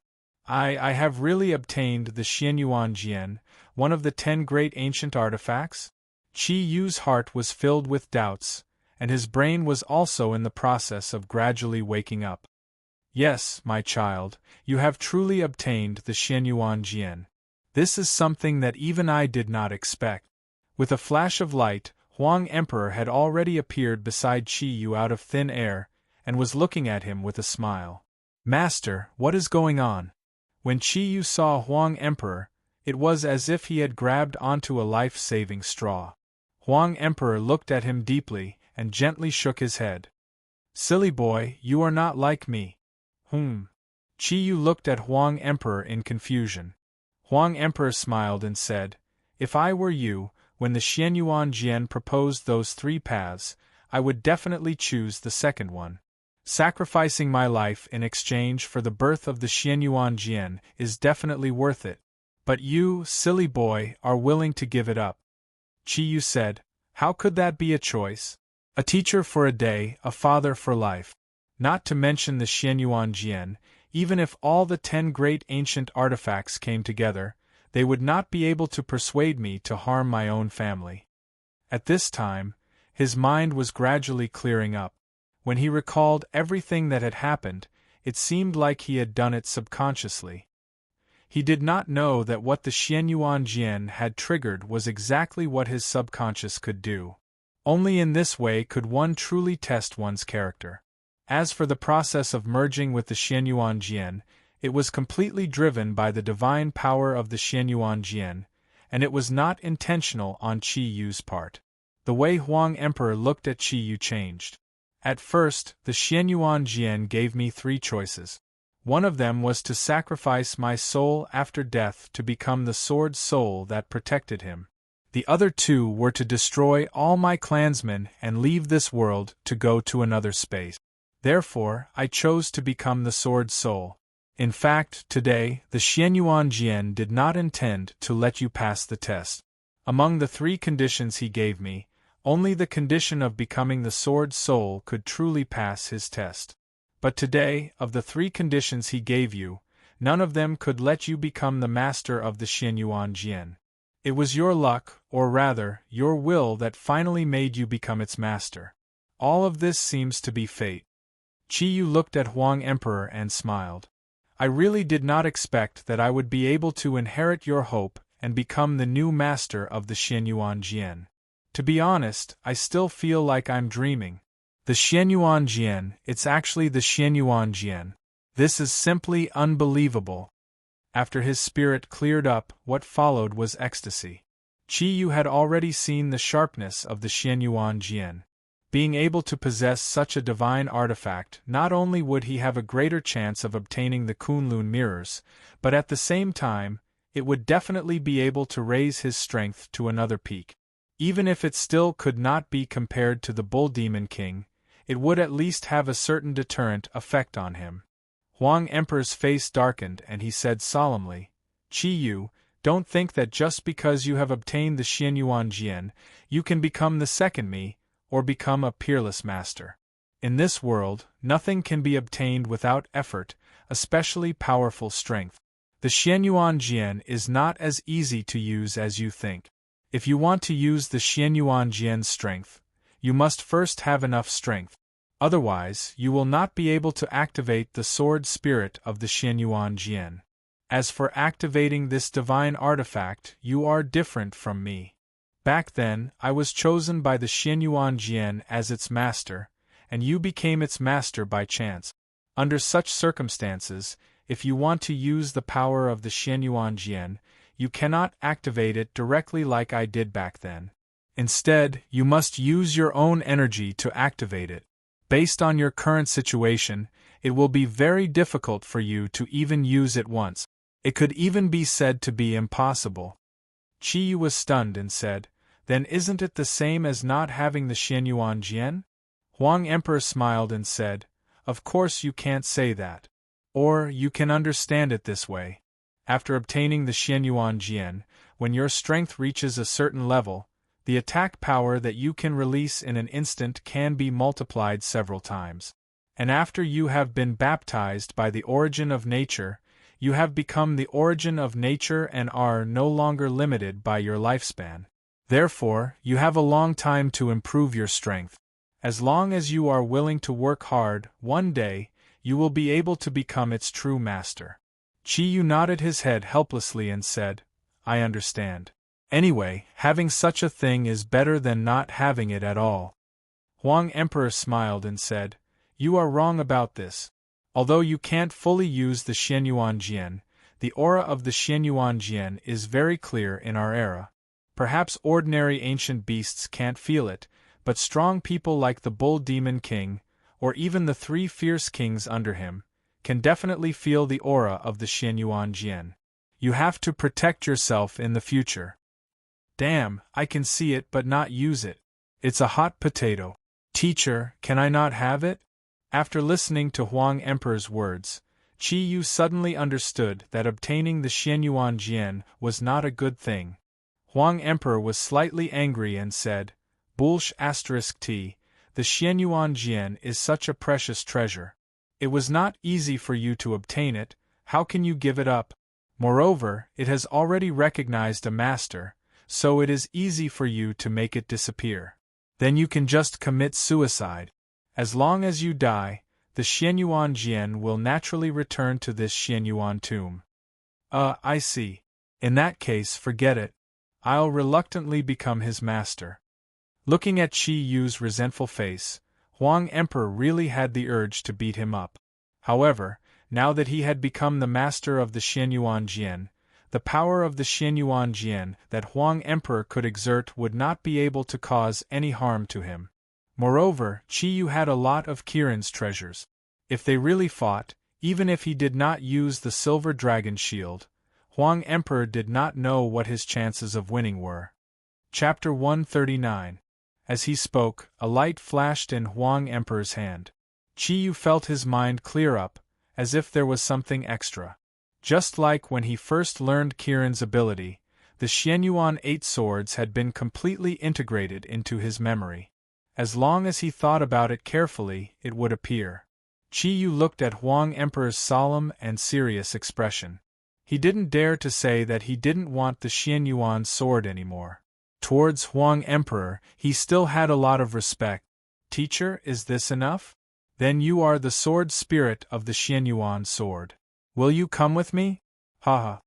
At this time, he suddenly thought that if he brought the soul of Huang Emperor back to his own era, he didn't know how shocked Grandmaster Zagru and the others would be. Going out and suddenly bringing back the great ancestor of humanity, just thinking about it made him feel a sense of accomplishment. Huang Emperor shook his head and said, No, I am the guardian sword spirit of the Xianyuan sword. Now that you have become its new master, I don't need to be with the Xianyuan sword anymore. The Xianyuan sword has the soul of Xianyuan. You have to get along with it, this is the only way for you. As for me, I have to stay in this Xianyuan tomb and continue to guard it, waiting for the return of the Xianyuan sword. Chi-Yu frowned and said, So, teacher, you have to stay in this place? Huang Emperor looked down. At this time, the Xianyuan tomb had undergone earth-shaking changes. Everything had disappeared, just like the outside world. The mountains and rivers, all kinds of plants, and the sun, moon, and stars in the sky, all looked so real. Smiling, Huang Emperor said, Isn't this place good? Since I made the choice, I don't have the right to regret it. Master and use the Xianyuan sword well. That is the best repayment you can give me. After you leave, the Xianyuan tomb will seal itself. Outsiders will never be able to find its door again. Chi-Yu asked anxiously, What about me? Even I can't? Huang Emperor looked at him and said, You are the master of the Xianyuan sword, so of course you can. As long as you want, the Xianyuan sword will tell you the way back. After hearing what Huang Emperor said, Chi-Yu suddenly smiled. That's good. As long as I can come back to see you, it doesn't matter. Whether or not I can get the Kunlun mirrors, I will come back here often to see you. Huang Emperor looked at Qi Yu and said calmly, "All right, you should leave this place. I think your friends must have felt the changes in Xuanyuan's tomb. If you don't leave now, I'm afraid they will force their way in. If that happens, it won't be good." Qi Yu nodded and looked at Huang Emperor reluctantly. He said, "Teacher, where should I leave from?" At this time, the golden door at the entrance had disappeared. Huang Emperor put his hands together in front of him and separated them. A golden door appeared out of thin air in front of him and Qi Yu. He said, "Qi Yu, I know you want to go back to your own era. You must remember that the Kunlun mirrors are very difficult to control. With your cultivation, it is impossible for you to go back to any era. Fortunately, you came from your original era, so you have the symbol of that era. Therefore, if you want to return to your own world after obtaining the Kunlun mirrors, you must use the Kunlun mirrors to activate the Lost Formation." Lost Formation? What's that? Qi Yu looked at Huang Emperor in surprise. Huang Emperor said, "The Lost Formation is the #1 divine formation in the ancient times. Even the gods are extremely afraid of it. The formation of the Lost Formation is left in our world, carved on the back of the Kunlun mirrors. Therefore, after obtaining the Kunlun mirrors, you must first learn the Lost Formation. You must remember this.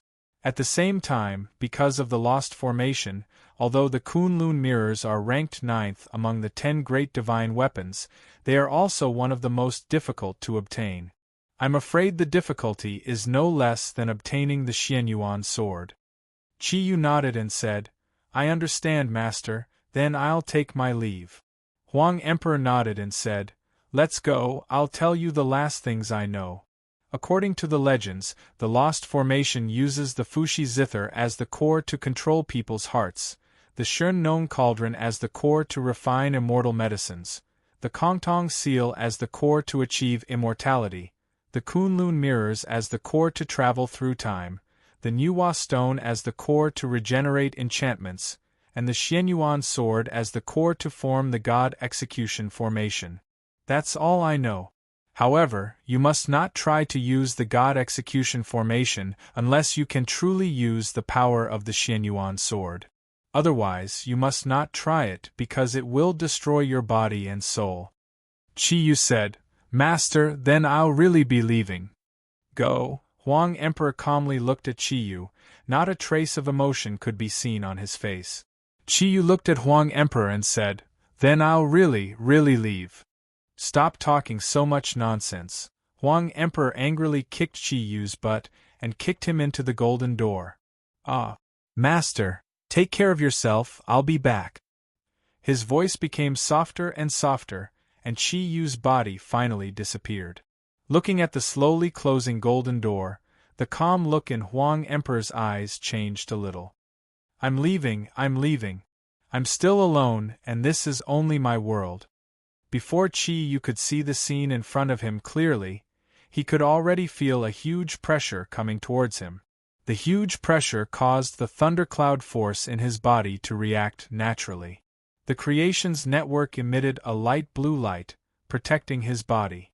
It was the water thundercloud force that came into play. He then realized that he was already in the middle of the Green River, and he was surrounded by clear water. "Qi Yu." A surprised voice rang in Qi Yu's mind.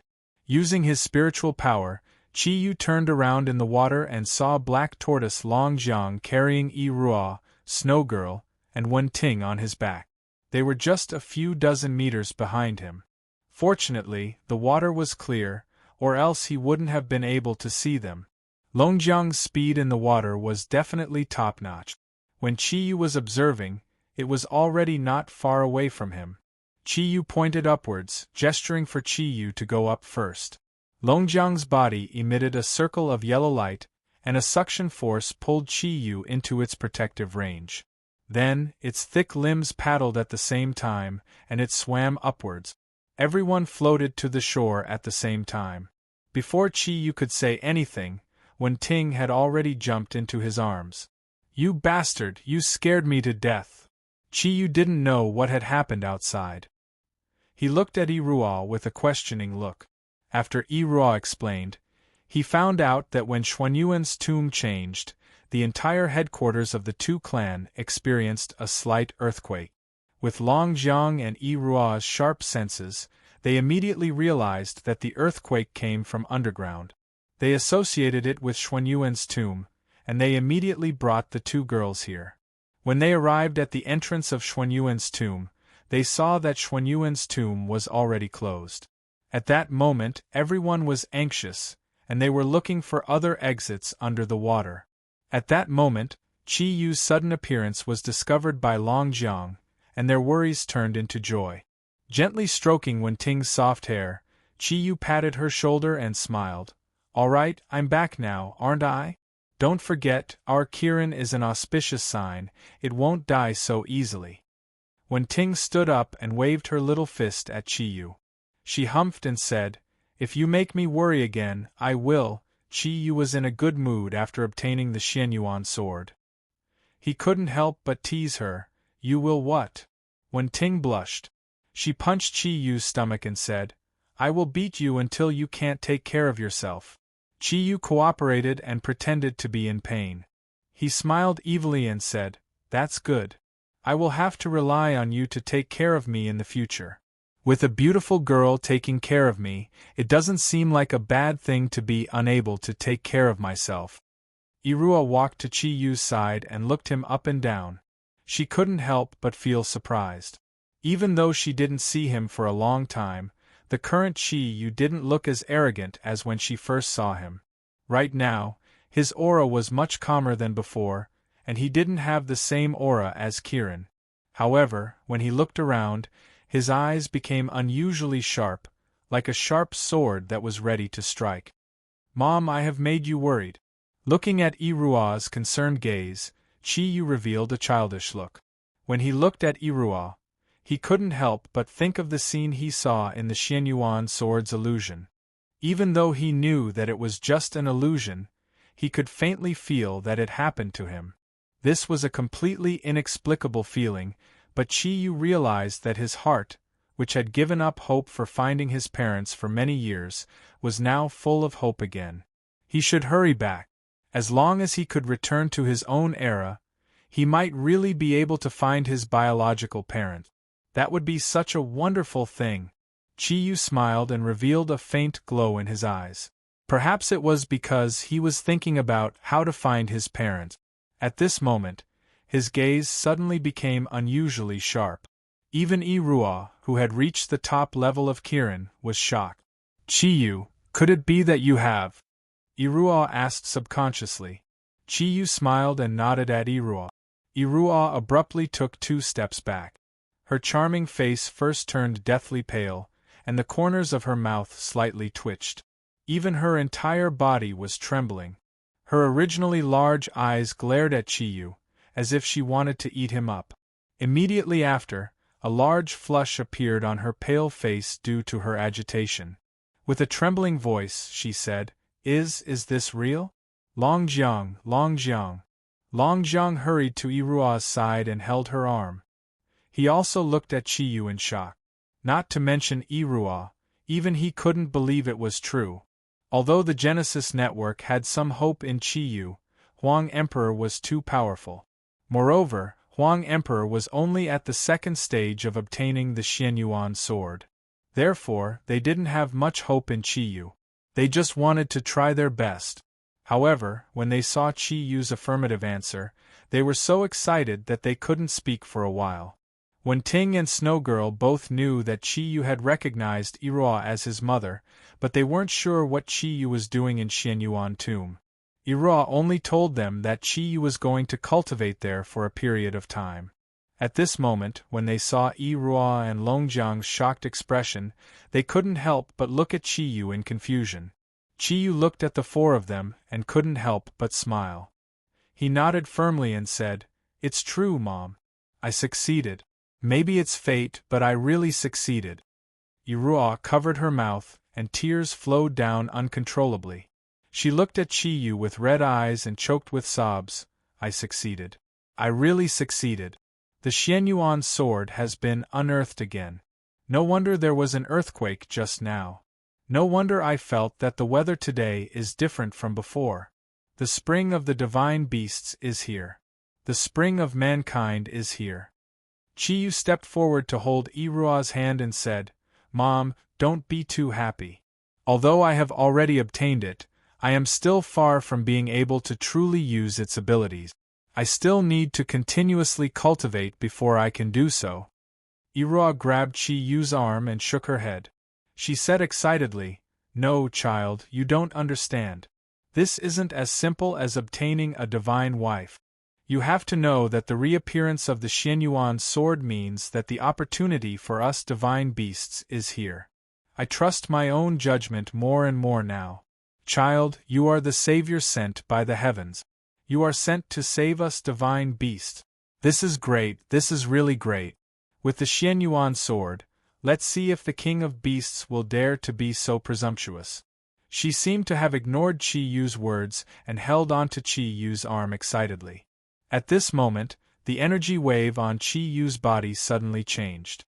A circle of faint white light moved rhythmically. Chiyu's heart skipped a beat. He quickly broke free from Irua's hand and the creation's network floated back about 10 meters. His eyes flashed, and a white light shot out from the Kirin pearl on his chest. As the light flashed, a huge white flood dragon appeared out of thin air. The white flood dragon didn't look any different from when she first became Chiyu's messenger. However, the scales on her body had become more lustrous. Even her eyes were filled with vitality. Master, I'm awake. The white flood dragon wasn't as rude to Chiyu as the deep-sea nether snake. Once she saw Chiyu, she immediately lowered her head and bowed respectfully. Chiyu smiled faintly and said, White lady, you've finally woken up. If you hadn't woken up, Big Brother Nether Snake would have fought me to the death. We're all on the same side, so there's no need to be so polite. The white flood dragon nodded. There was a hint of embarrassment in her eyes. Obviously, it was because of Chiyu mentioning the deep-sea nether snake. Chiyu understood and activated the thundercloud force in his body. There was another flash of light, and the deep-sea nether snake appeared next to the white flood dragon. As soon as he appeared, he immediately pounced on the white flood dragon. Ah, my precious white snake, you're finally awake. I was so anxious. The white flood dragon seemed to be a little uncomfortable with his enthusiasm. Her huge body twisted a little, and she kept a certain distance from him. Her gaze fell on Longjiang and Irua, and she said in surprise, High Ambassador Black Tortoise, King of the Earth Kirin. Irua's excited expression suddenly changed. She nodded at the white flood dragon and quickly walked to Chiyu's side. She whispered in his ear, Chiyu, how many envoys do you have? Don't tell me you've already collected all of them? Chiyu shook his head and said, No, I only have these 2 envoys. They're my friends. After hearing Chiyu's reply, Irua heaved a sigh of relief and said, That's good. Chiyu, can you bring out the Xianyuan sword so that Chiyu knew that Irua and Longjiang had put in a lot of effort for the Xianyuan sword? He smiled and nodded. He said, Step back a little, in case you get hurt by the sharpness of the Xianyuan sword. When Longjiang heard that Chiyu was going to show off the Xianyuan sword, he immediately became serious. He hurriedly pulled Irua to the side. The deep-sea nether snake, the white flood dragon, Snow Girl, and Wen Ting also revealed a curious expression. Even the deep-sea nether snake, who had always been conscious in Chiyu's body, could only feel the drastic change in the energy in his body. However, it didn't know that its master had already obtained the second of the 10 great divine weapons, the Xianyuan sword. Taking a deep breath, Chiyu walked to the side of the river and stood still. His originally calm gaze instantly became sharp. Between his eyebrows, a spot of golden light shone gradually under the control of his mental energy. Chiyu's gaze suddenly brightened. In the midst of the golden light, a soft sound was heard. As the golden light flashed, the 2-meter-long Xianyuan sword appeared in front of him with its scabbard. When the Xianyuan sword appeared, the surroundings instantly became silent. Time seemed to have stopped the moment the Xianyuan sword appeared. A faint golden light flashed. The Xianyuan sword still looked the same as when Qi Yu saw it for the first time. The black hilt and the simple scabbard floated in the air. There didn't seem to be anything special about it. Long Jiang and Irua had already come to Qi Yu's side excitedly. Long Jiang said with a trembling voice, This is the Xianyuan divine sword that assisted Emperor Huang to destroy Qi Yu? Qi Yu nodded and said solemnly, That's right. This is the Xianyuan sword. Wen Ting and Snow Girl also came to Qi Yu's side. Wen Ting said doubtfully, I can't see anything special about it. Could it be that the 10 great divine weapons don't live up to its name? Perhaps it understood Wen Ting's words. As soon as her voice fell, the Xianyuan sword suddenly became different. Qi Yu felt his heart tighten. The Xianyuan sword that was originally floating in the air suddenly stood up. Then, a faint layer of light emitted from the scabbard. Because it was daytime, there was sunlight. If one didn't pay attention, they wouldn't be able to see the existence of the light clearly. However, as soon as the faint light appeared, the surrounding atmosphere immediately changed. The deep-sea nether snake that was originally whispering sweet nothings to the white flood dragon suddenly trembled. Its huge body suddenly crawled on the ground and actually trembled slightly. Its 18 snake eyes were filled with horror as it stared in the direction of the Xianyuan sword. At the same time, Wen Ting's expression changed as well. Her delicate body swayed slightly. If it wasn't for Qi Yu grabbing onto her, she would have already fallen to the ground. Irua said in a low voice, When the Xianyuan sword is out, all evil will bow down. You have the aura of a ferocious beast on your body. You must not resist. Otherwise, you might attract the attack of the Xianyuan sword. Just as she finished speaking, a strange phenomenon appeared. The originally clear and calm green river had a change. The slowly flowing river suddenly stopped under the illumination of the light on the Xianyuan sword.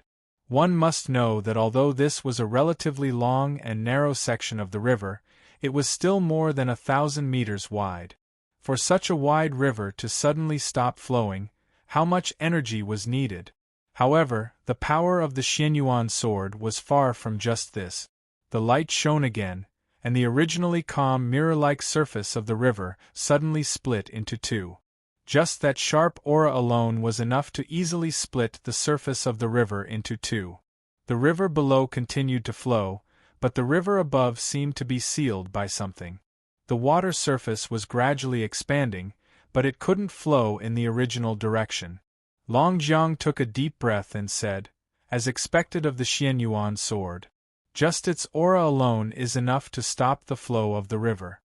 Without waiting for Qi Yu to summon it, a golden light flashed, and the Xianyuan sword disappeared. At the same time, the cold voice of the Xianyuan sword rang in Qi Yu's head, I am not for display. If there is a next time, I will go on strike. Qi Yu was stunned for a moment, then he couldn't help but smile helplessly. As expected of a godly weapon, its temper was at the level of a godly weapon. He shook his head gently and looked at the crowd in front of him, saying, This is the Xianyuan sword. Now, it can be said that it doesn't listen to my commands. It can be said that I am just a vessel for it. I don't really have the ability to command it. Irua looked deeply at Qi Yu and let out a long breath. She smiled and said, No matter what, the Xianyuan sword has finally been unearthed, and the person who owns it is my son, who is also a member of the Kirin clan. I have to tell this good news to the king of godly beasts as soon as possible. Qi Yu, we will set off tomorrow morning to meet the king of godly beasts.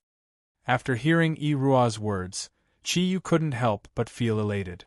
After passing the test of the Xianyuan sword, he missed his friends and lovers even more now. He couldn't wait to return to the era that belonged to him. And the Kunlun mirrors was the only way for them to return. Through Huang Emperor, it was confirmed that the Kunlun mirrors indeed had the ability to send them back. At this moment, Qi Yu was very anxious. Irua used her status as the Earth race's high priestess to arrange accommodations for Qi Yu and company before leaving with Long Jiang. The deep-sea nether serpent and white flood dragon also returned to Chi-Yu's body to flirt. In the huge wooden house, only Chi-Yu, Wen-Ting, and Snow Girl were left. Lying comfortably on the bed that was covered with straw, Chi-Yu's mood was relaxed. His pair of sneaky eyes continuously scanned Wen-Ting's body. Looking at him, Wen-Ting even thought that he had cultivated some kind of X-ray vision. "What are you looking at? We are together every day. Haven't you seen enough?" Wen-Ting said impatiently. Chi-Yu smiled and said, "Of course not enough. It won't be enough even if I look at you for a lifetime. Ting-Ting, can you officially accept me now?" Wen-Ting snorted and said, "Let's talk about it when we get back." "You rascal, you are already in the ancient beast era, and you still don't forget about these things. You were born to be a little pervert." Chi-Yu smiled bitterly and said, "Ting-Ting, our precious daughter is still here. Shouldn't you save some face for me?" The quiet Snow Girl giggled and said, "It's okay, I can pretend that I didn't hear anything. However, Father, I heard from Mother that you have a few girlfriends. You are really a playboy. If you let Mother down, I will ignore you." When did the two of you become a united front?" Chi-Yu asked curiously. Wen-Ting said proudly, "Of course, we are mother and daughter of one heart." "Chi-Yu, after you got the Xianyuan sword, did your strength increase?" Chi-Yu smiled bitterly and said, "Increase my ass. The Xianyuan sword is like a super cannon, and my thundercloud force is the cannonball. Now I can't even shoot a cannonball. It doesn't have many benefits for me. Moreover, the Xianyuan sword itself has a soul and wisdom. If you want to command it, it depends on whether the old man is happy or not. In my opinion, the actual significance of the Xianyuan sword is far less important than what it represents." Wen-Ting smiled and said, "It doesn't matter. Anyway, we are not relying on its ability. If you can really command the Xianyuan sword, I will be surprised. Don't forget, our world is a balanced world. Do you think you are invincible? In your dreams. Even if you really have the strength of the Xianyuan sword, there is still the Pangu axe to restrain it." Chi-Yu said, "I have never thought of using the Xianyuan sword for anything. However, although I can't use the power of the Xianyuan sword, I think it can still be used to scare people. Last time, Mother and Senior Long Jiang used a fake Xianyuan sword to scare away the Bull Demon King. Now that we have the real one, isn't it easier to scare him away?" After listening to Chi-Yu's words, Wen-Ting's expression suddenly became a little serious. "Chi-Yu, Senior Irua and Senior Long Jiang guided you to obtain the Xianyuan sword. Will they?" Chi-Yu naturally knew what Wen-Ting meant. He shook his head and said, "I don't think so. They are the strongest among the mythological beasts. Moreover, I have already informed them before. The actual power of the Xianyuan sword is not something that I can control. Moreover, they also understand that I am anxious to return to our world. They will not force us to stay." Wen-Ting nodded and said, "That's good. However, the Xianyuan sword is after all a sacred object in the hearts of the Tu clan. You obtained the Xianyuan sword under the guidance of the two seniors. Naturally, you have a certain responsibility towards the Tu clan and the mythological beasts. Do you still remember the request that Senior Irua mentioned? At that time, I felt that it was a little inappropriate when you immediately agreed to it. If I am not wrong, it must be a very dangerous task. I am really a little afraid." Chi-Yu's gaze moved slightly. He stood up and walked to Wen-Ting's side. He held her little hand and thought for a while before saying, "Since I have already agreed to it, no matter how difficult this request is, I have to do it. However, I believe that Mother will not allow me to take risks easily. After all, I have already recognized her as my mother. I can feel that her kindness towards me is completely from the bottom of her heart." Wen-Ting sighed and said, Do you think that everyone is as emotional as you and always place feelings as the first priority? In the face of big matters, some things are uncertain. Just wait and see. If it is really a very dangerous task, you must promise me that you will reject it, okay?" After listening to Wen Ting's words, Chi Yu couldn't help but feel a little hesitant in his heart. He replied noncommittally. Just as he was about to say something, Irua's voice came from outside. Chi Yu, can you come out for a while? Mother, I am coming. Chi Yu patted Wen Ting's hand lightly. Wen Ting gave him a look before letting him go.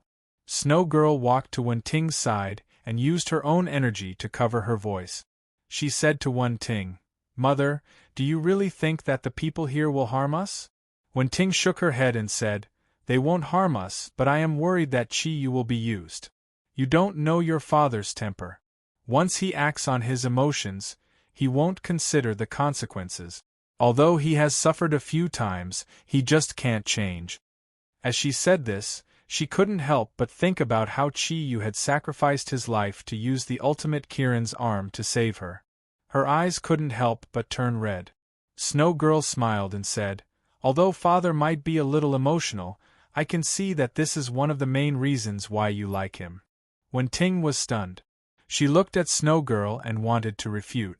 However, after thinking about it carefully, Snow Girl didn't seem to be wrong. Yes.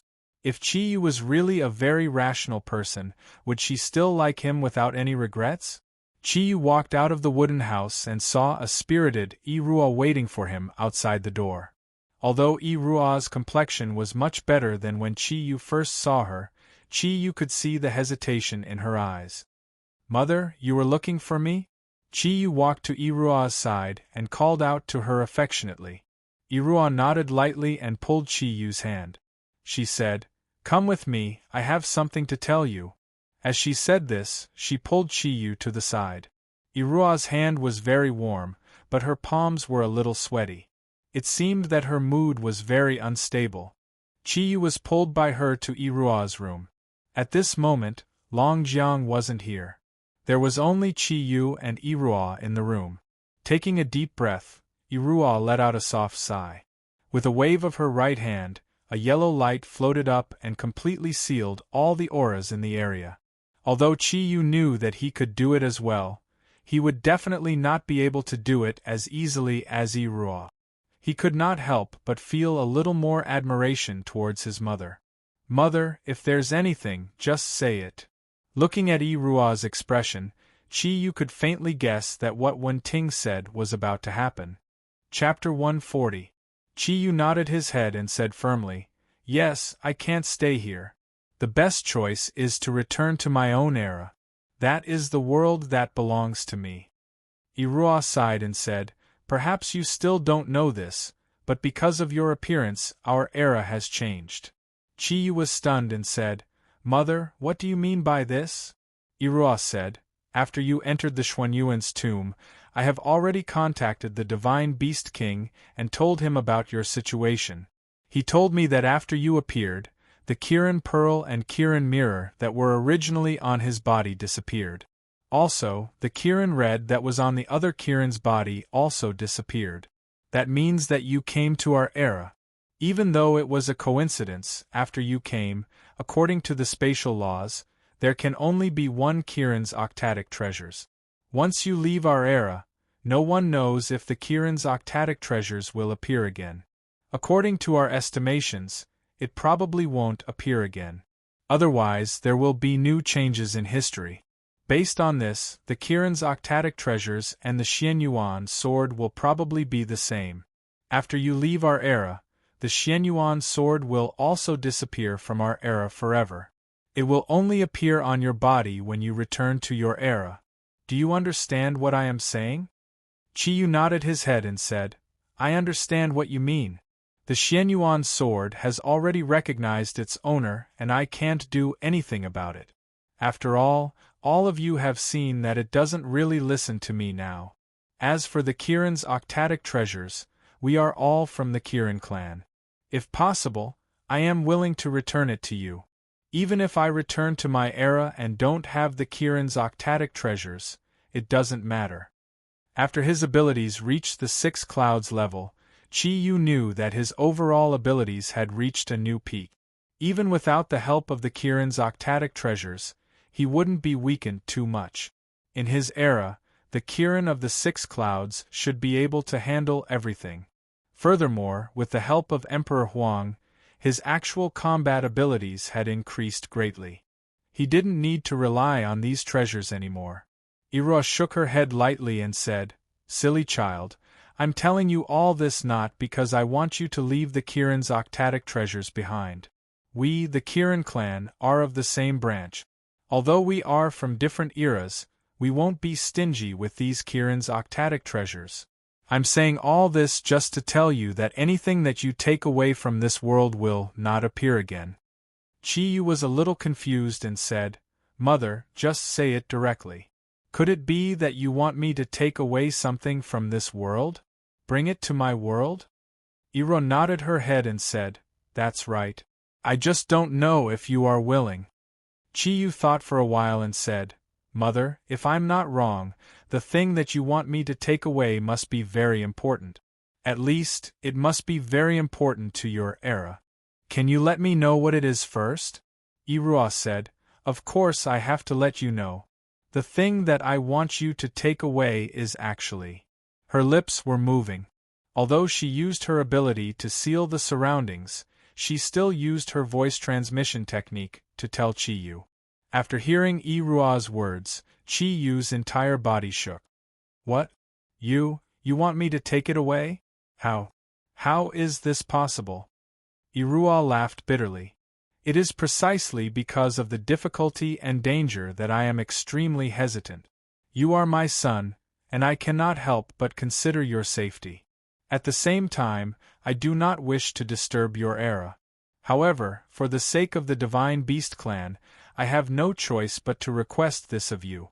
Child, can you listen to what I have to say first?" As she spoke, Iroha's lips began to buzz once again as she carefully said something to Chiyu. After hearing Iroha's words, Chiyu's emotions gradually calmed down. His gaze also gradually became a little cold. He looked at Iroha and didn't seem to be as friendly as before. "Mother, can you tell me why you are so confident that it will succeed? What if it brings disaster to my era if I take it away?" Iroha looked at Chiyu helplessly and said, "That won't happen. After you take it away, you can stay in our era for a period of time. After confirming that there's no danger, you can return to your era. This is our request. It's precisely because of the danger that I haven't told you about this. I haven't told the king of the godly beasts about this matter. This is just what Longjiang and I think. Today, I called you here to listen to your opinion. If you're not willing, then forget about this matter. I won't force you." Iroha pondered deeply. He didn't look at Iroha anymore. His eyes were filled with hesitation and all sorts of complicated emotions. After a long time, Chiyu slowly raised his head and said, "Mother, is this the only hope of the godly beasts? If I take it away, will the godly beasts really be able to make a comeback?" Iroha nodded her head resolutely and said, "That's right. As long as you can take it away, then the godly beasts will have hope of making a comeback. No, I shouldn't say with certainty that it will definitely be able to make a comeback. It's the key to everything." Silence. The entire room fell into silence. Iroha's expression was a little gloomy and a little guilty. On the other hand, Chiyu was constantly thinking. Although his gaze was filled with hesitation, it was filled with even more complicated emotions. Iroha's gaze gradually regained its calmness. She said plainly, "Frankly speaking, although this is a gamble, the success rate is more than 90%. Mother, I agree." Iroha's eyes lit up. Although deep down in her heart she hoped that her son, whom she had just acknowledged, would agree to this request, when Chiyu really agreed, the guilt in her heart deepened. "Child, Chiyu smiled faintly and said, "After all, if it wasn't for you and Senior Longjiang, Tingting, Snow Girl and I would have died a long time ago. Even if it's to repay you for saving my life, I have no reason to disagree. Moreover, the success rate is more than 90%. I am willing to take this gamble." Looking at Chiyu, Iroha felt as if she was looking at the greatest person in the world. She was very clear that Chiyu had a long lifespan like the divine beasts and the ferocious beasts. Although the risk was only 10%, even the strongest divine beast wouldn't be willing to take such a risk. After all, there would only be one result of failure. However, Chiyu only thought about it for a short while before he agreed. This kind of breadth of mind and courage was something that she couldn't compare with. In a desperate situation, perhaps anyone would have the courage to fight with their life on the line. However, there weren't many divine beasts who could calmly agree when they knew that the outcome would be death. Chiyu's choice had already told Iruo what kind of person he was. Chiyu walked forward and held Iruo's hand.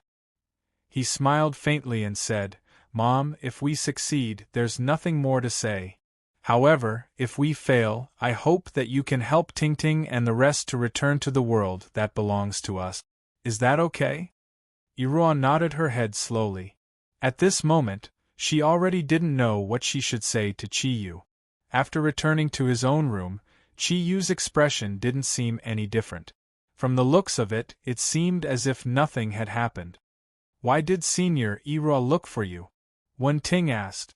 Chiyu smiled faintly and said, "Nothing much. Mom just told me that we are going to meet the King of Divine Beasts and it will be a long journey. She reminded me to take good care of all of you on the way and to be careful. After all, in this era, the beasts are very rampant." Chiyu nodded his head. There wasn't a single flaw in his expression. Wen Ting looked at Chiyu indifferently and didn't say anything else. After all, the two of them had experienced life and death together more than once. She knew that even though she hadn't completely accepted Chiyu's feelings on the surface, she had already tied her life to Chiyu's in the depths of her heart. If something really happened to him, then… The next morning, Iruo didn't bring any luggage with her and set off with Chiyu and the other two. The headquarters of the Earth race needed someone to protect them. As the guardian deity of the Earth race, the Black Tortoise and Longjiang stayed behind. When Chiyu and the other three left, Chiyu clearly saw that Longjiang's gaze was a little dazed. In that daze there was a strong sense of reluctance. When he thought about the relationship between Iruo and the King of Divine Beasts, Chiyu could only sigh for this Black Tortoise. Different eras had different customs. In any case, he knew that if he had to share a wife with another man, he would definitely not be able to do it. After leaving the headquarters of the Earth race, the four of them didn't fly. Instead, Iruo brought them along and walked for half a day before they passed through the headquarters and entered a vast grassland. During the era of the ancient beasts, all kinds of plants could be seen everywhere. After leaving Xuanyuan's tomb, Chiyu realized that his spiritual energy had improved greatly after going through the test of Xuanyuan's sword. The range of his spiritual energy's detection was more than twice as large as before. Looking at the vast expanse of green in front of him, his originally somewhat depressed mood instantly relaxed. Iruo said, "All right, there are no longer any Earth race people here. Let's fly and advance. It will be much faster that way." Although she was a Earth Kirin, she also had the ability to fly. Of course, although her thundercloud force was strong, it ultimately couldn't compare to Chiyu's flying speed with the wind thundercloud force and the soaring 90,000 miles technique. A Kirin with multiple attributes like Chiyu was extremely rare in the history of the Kirin clan. Furthermore, he was the only one of the four auspicious clouds. The four of them soared into the sky. Chiyu brought Wen Ting while the Snow Girl followed beside him obediently. As they flew, Chiyu asked Iruo, "Mom, I heard that our Kirin clan only has 4 types of thundercloud force: wind, fire, thunder, and water. However, you are a Earth Kirin. Why is this so? Could it be that the legends are wrong?" He had wanted to ask this question for a long time, but he didn't have the chance. Now that they were hurrying and had nothing to do, he thought about it again. Iruo smiled slightly and said, "The legends aren't wrong. In our Kirin clan, there are indeed 4 main races. However, nothing is absolute. A Earth Kirin like me is an anomaly in the Kirin clan. Initially, my parents were the Wind Kirin and the Fire Kirin. After they got married, I was born during the Earth Year, Earth Month, Earth Day, and Earth Hour. Wind and fire mutated, and thus, an earth Kirin like me appeared. Fundamentally, other than the different attributes of our abilities, I am no different from the other Kirin. However, just like you are the ink Kirin of the 4 auspicious clouds, a Kirin with a mutated attribute like me is extremely rare in the entire history of the Kirin clan. Chiyu suddenly understood and said, "So that's how it is. Mom, then your position in the Kirin clan must be very high." Irua sighed and smiled bitterly. "What do you mean by high position? Now, there are only 7 Kirin. Who would care about this? Although there are only 7 of us, we are all scattered across the Yen Huang land and doing different things. However, we only have one goal, and that is to revive the mythological beast. Originally, I thought that my life was coming to an end. Fortunately, I met you. It seems like I can still fight for the Kirin clan for another few thousand years." Wen Ting said, "Senior, if there are only 7 Kirin left in the Kirin clan, what will happen to the future generations of Kirin?" Irua smiled slightly and said, "Little girl, the 7 Kirin that I mentioned are all grown-up Kirin." Irua smiled and said, "Lass, the 7 Qilins that I mentioned are all matured Qilins. Of course, we have descendants, and our next generation is not bad. We have 11 children. It is also because of their existence that we are full of confidence in the revival of the divine beast. However, because the Qilins are still very weak before they have fully matured, they are currently cultivating in a secret place. When they have matured, they will then join the Qilin family and work hard for the prosperity of the divine beast. Sai, we are all old. No matter if it is me, the king of the divine beasts, or the other Qilins of the same generation, we are all very old now. I'm afraid that in a few years, before our next generation can prosper, we will," from Irua's words, Chiyu had already understood what she meant. He smiled slightly and said, "This is not a problem. Since I can help you, I think I can also help the other seniors of Kirin. Even if I can only extend your lifespan by 1,000 years, it will be enough to last until the young Kirin have all grown up." Irua looked at Chiyu. Her gaze was no longer just maternal. It was a kind of gratitude. When Wen Ting heard what Chiyu said, she felt a little happy. She had always been afraid that Chiyu would feel indebted to Irua and the Long Jiang for saving them and would agree to some dangerous conditions.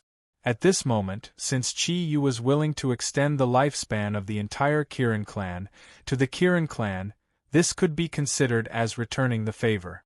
The 4 of them flew very quickly. Under the contrast of the blue sky, they breathed in fresh air. Other than the continuous depletion of Snow Girl's energy, Chiyu and Irua used their own thundercloud force to adjust themselves.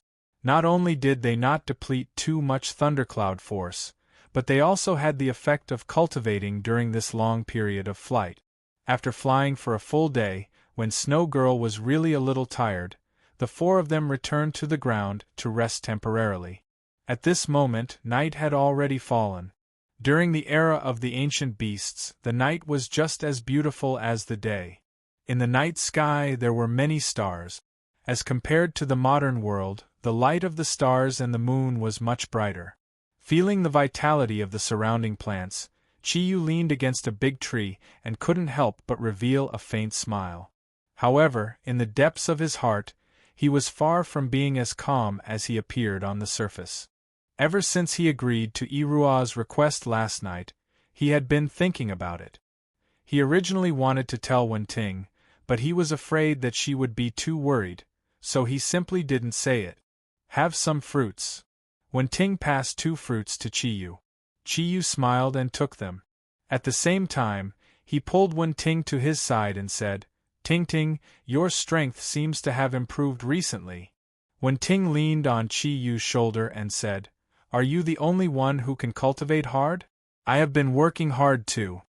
Chiyu said, "Previously, when we fought against the Beast King, I already felt that something was wrong. Your energy seems to be much stronger than before. Even before I reached 6 clouds, I couldn't compare to you. What's going on?" Wen Ting laughed and said, "You? You only remembered to ask now? Actually, after absorbing the energy from your source of nature, my body and the Snow Girl's body have changed a lot. The Snow Girl's energy is more condensed than before, and at the same time, she has the ability to transform into ice and snow. As for me, I have resolved the biggest crisis in the past. Under the influence of the source of nature's energy, the giant beast relic no longer exists. Tell me, why did my ability increase? Chi Yu's heart skipped a beat, and he said in surprise, You mean, under the influence of the source of nature's energy, you have already absorbed all the energy of the giant beast relic that could not be used before? Wen Ting nodded with a smile and said, You fool, you only know now. Chi Yu said excitedly, That's great. Your strength has increased, I don't have to worry so much in the future. Wen Ting leaned on Chi Yu's shoulder and said lightly, Actually, I would rather not absorb the energy of the giant beast relic. Chi Yu looked at her in surprise and said, Why? Don't you want to become stronger? Wen Ting shook her head and said, Being strong doesn't mean anything to me at all. Wasn't my father strong back then? But in the end, my mother and I still had a tragic ending. I would rather have the ability of the giant beast relic. Ever since I came to this era, I feel that the road you have to walk in the future will be very bumpy. Who can guarantee that you will encounter a huge crisis at any time? When you encounter a crisis, I would rather be able to use my own energy to help you. At that time, although I will lose my body, my soul can be with you forever. You will never be able to abandon me. Wen Ting's words were very calm, but it caused a huge wave in Chi Yu's heart. He regretted agreeing to Wen Ting's request yesterday. This was because from Wen Ting's words, he could tell that they would live and die together. If he really died after failing, then Wen Ting, Chi Yu did not dare to think about it anymore. The aura on his body also changed slightly. Wen Ting and Chi Yu were telepathically connected. Now that they were so close, she immediately felt the change in Chi Yu's aura. Just as she was about to ask Chi Yu suddenly said in surprise, someone is coming. Both of them looked into the distance, only to see a figure quickly flying in their direction. The person seemed to be walking on air. Under the illumination of the moonlight, Chi Yu could faintly see that it was a human. Moreover, it was a woman. She was wearing white clothes. Although the cloth was very rough, it was much better than the leaves of the Aborigines. This woman looked to be around 16 or 17 years old. Her fair and delicate face was filled with fear. Her running speed seemed to have reached the limit. She was wearing a long skirt. At this time, in order to increase her speed, her hands had already pulled up the hem of her skirt. Under the illumination of the moonlight, her slender thighs were exceptionally eye-catching. At the same time that the girl was rushing over, Chi Yu's gaze fell behind her. Behind her, there were more than 10 black shadows chasing her. These black shadows looked very tall. Because it was night time and these black shadows were dressed in black, it was hard to see them clearly. However, Chi Yu had already vaguely felt that the aura of these guys was full of evil. Wen Ting looked at Chi Yu with a smile and said, What are you waiting for? This is a good opportunity for the hero to save the beauty. Chi Yu smiled bitterly and said, Ting Ting, your jealousy is really strong. Why didn't I notice it before? Wen Ting glared at Chi Yu and said, Who are you saying is jealous? I'm too lazy to be jealous of you. Chi Yu didn't speak again because time didn't allow him to delay. The black shadow behind him was about to catch up with the girl in white in front of him. His right foot touched the ground and Chi Yu's body had already rushed out. Almost in a flash, he had already met the girl in white. The girl seemed to be very flustered. Suddenly encountering an obstruction, a cold light flashed in her hand and directly waved towards Chi Yu. Chi Yu clearly saw that the weapon in her hand was a stone knife made of white stone. It looked very sharp and was more than a foot long. At this time, Chi Yu didn't have time to explain anything. He waved his right hand and didn't care about the sharpness of the stone knife. He directly grabbed it in his hand and at the same time, He raised it up so that the stone knife couldn't stab his body. He also used this time to slow down the girl's forward momentum. However, he forgot that the girl was originally holding her skirt with both hands and was running with big strides. When she attacked him, the hand that was originally holding the skirt was suddenly gone. The skirt fell down and immediately tripped on her slender thighs. With a soft cry, she directly fell towards Chi-Yu's body. Chi-Yu was shocked and didn't have time to think about it. He was already embraced by a soft and fragrant body. Perhaps because the girl usually exercised a lot, her delicate body was very elastic. When she suddenly fell into Chi-Yu's arms, Chi-Yu only felt that his chest was pressed by a pair of plump and elastic softness. At the same time, the girl subconsciously stretched out her other hand to hold his neck. Out of a state of self-defense, her left hand exerted force and her body had already wrapped around Chi-Yu's waist. Two slender thighs spread in the air and a standard scissor kick directly wrapped around Chi-Yu's waist.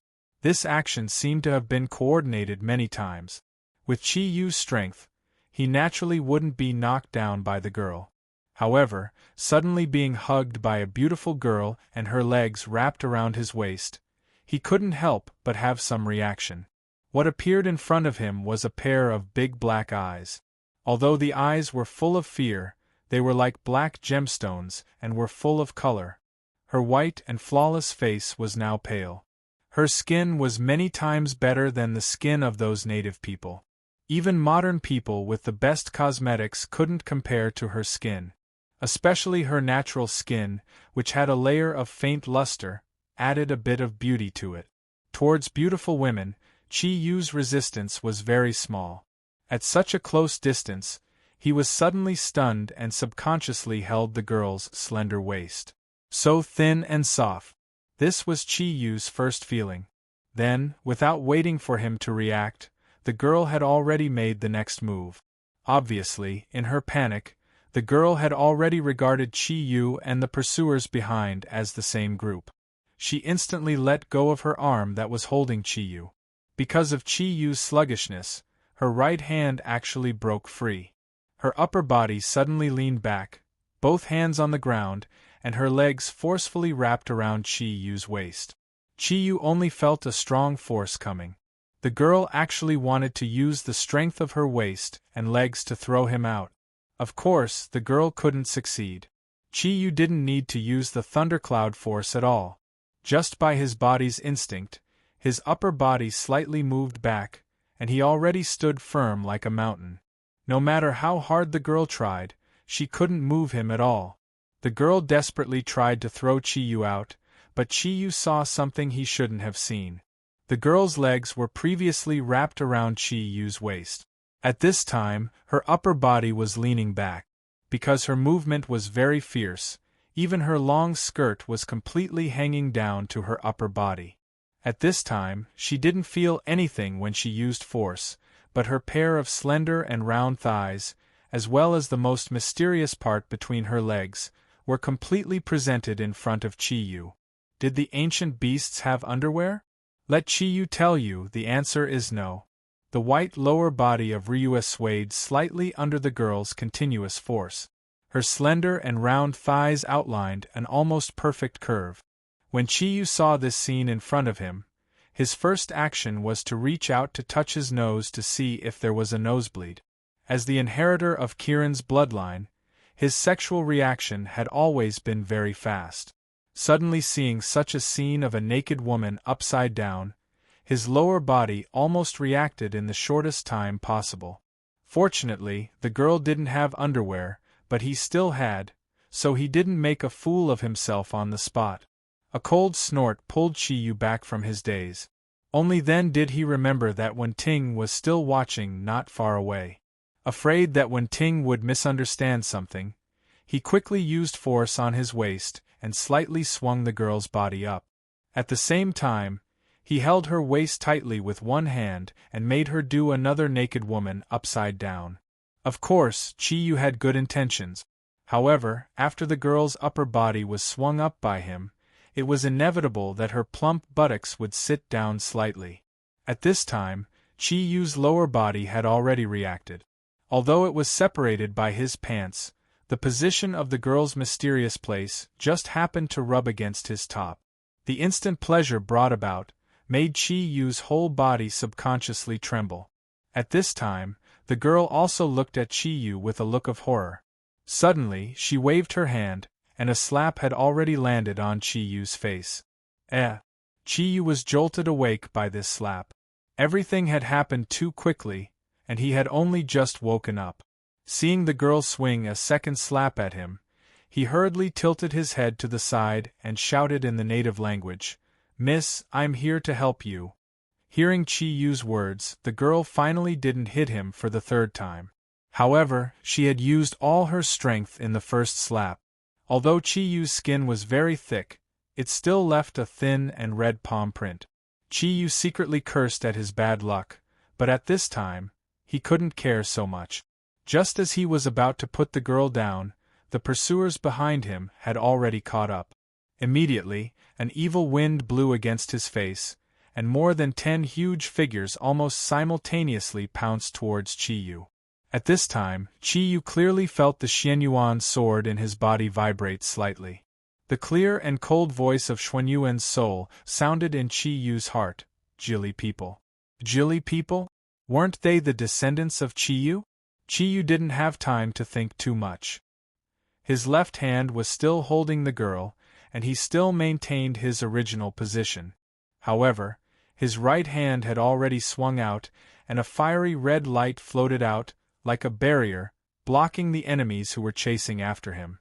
Immediately after, the surging fire energy exploded like an explosive, instantly causing the 10 figures to retreat at the same time.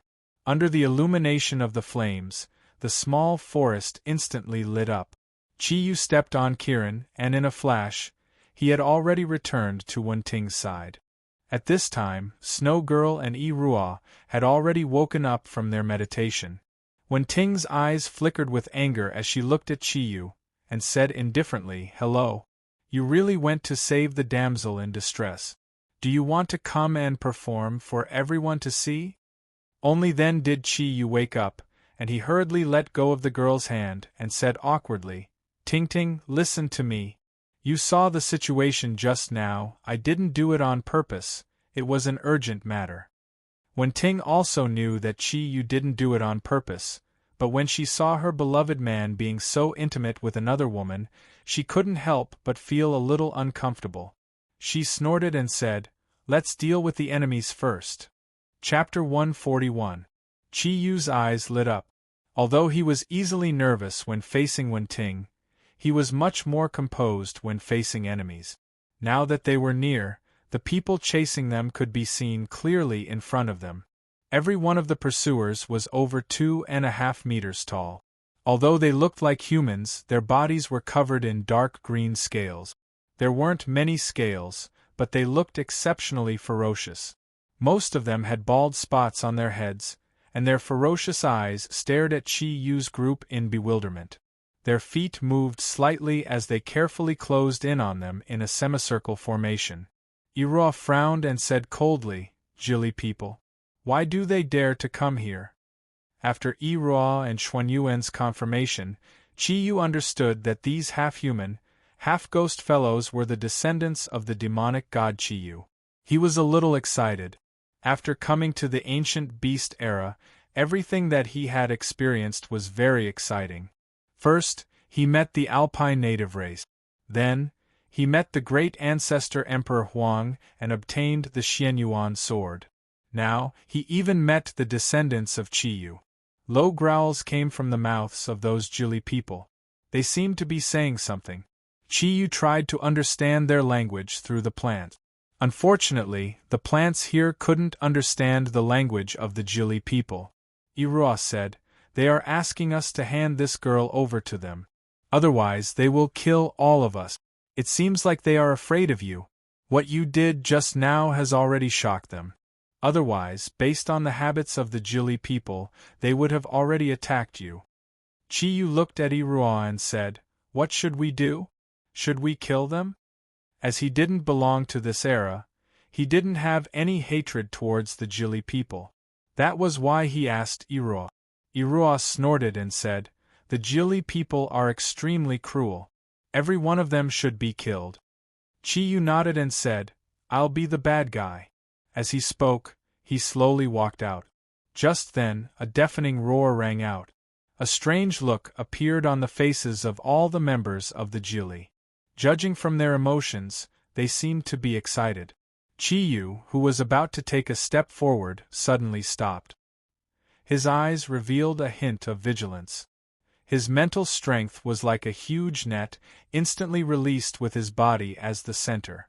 The deafening roar showed no signs of stopping. When Chiyu's psychic power had just sensed the entity, a huge figure had already appeared in front of them. It was a 5-meter-tall giant. His appearance was almost the same as the other Jili people, but his body was a few sizes bigger. The two ferocious eyes on his huge head gave off a frightening glow, and a ferocious aura surged out. When the Jili people who had arrived first saw him, they couldn't help but cheer. Along with a faint stench, they didn't hesitate anymore and rushed towards Chiyu. The 5-meter-tall Jili people were different from the other Jili people in the scales on his body. The scales on the normal Jili people's bodies were actually a mutation of the skin and looked more like the stratum corneum. However, the scales on this Jili's body gave off a layer of green glow and looked much thicker. At the same time, the ferocious aura on his body was obviously much stronger. Iroha said, "He is the leader of the Jili people's tribe, Na-Tun. Among the Jili people, there are many small tribes, and each tribe has about 1,000 people. They are controlled by 5 Na-Tun and 1 tribal chief, also known as Nali. Na-Tun's abilities are considered very strong among the Jili people and can almost be compared to some low-tiered ferocious beasts. Some Na-Tun and Nali can even have a huge beast as their companion and are the enemies of the other tribes. The people of the Jili tribe are cruel by nature. Killing and destroying are what they like to do the most. From the day they were born, they never saw themselves as human beings. Humans of other tribes also never saw them as their own kind. That year, Chiyu appeared in response to the heavenly phenomenon. Under his command, the Jili people almost destroyed the entire human race. Fortunately, Emperor Huang appeared in time and was able to turn the tide. Chiyu no longer had the time to ask Iroha about the Jili people. Although the Jili people's Na-Tun looked extremely ferocious, how could Chiyu care about it? With a flash, Chiyu had already floated out and stood about 10 meters away from Na-Tun. The other Jili people obviously recognized Chiyu as the human who had forced them to retreat. A few of them instantly roared loudly and slowly closed in, surrounding Chiyu in the middle. Na-Tun let out a low roar and pointed its huge hand towards Chiyu. At this moment, Chiyu realized that these Jili people all had nails that looked like sharp claws on their fingers. Although they weren't very long, the faintly glowing nails were obviously very lethal.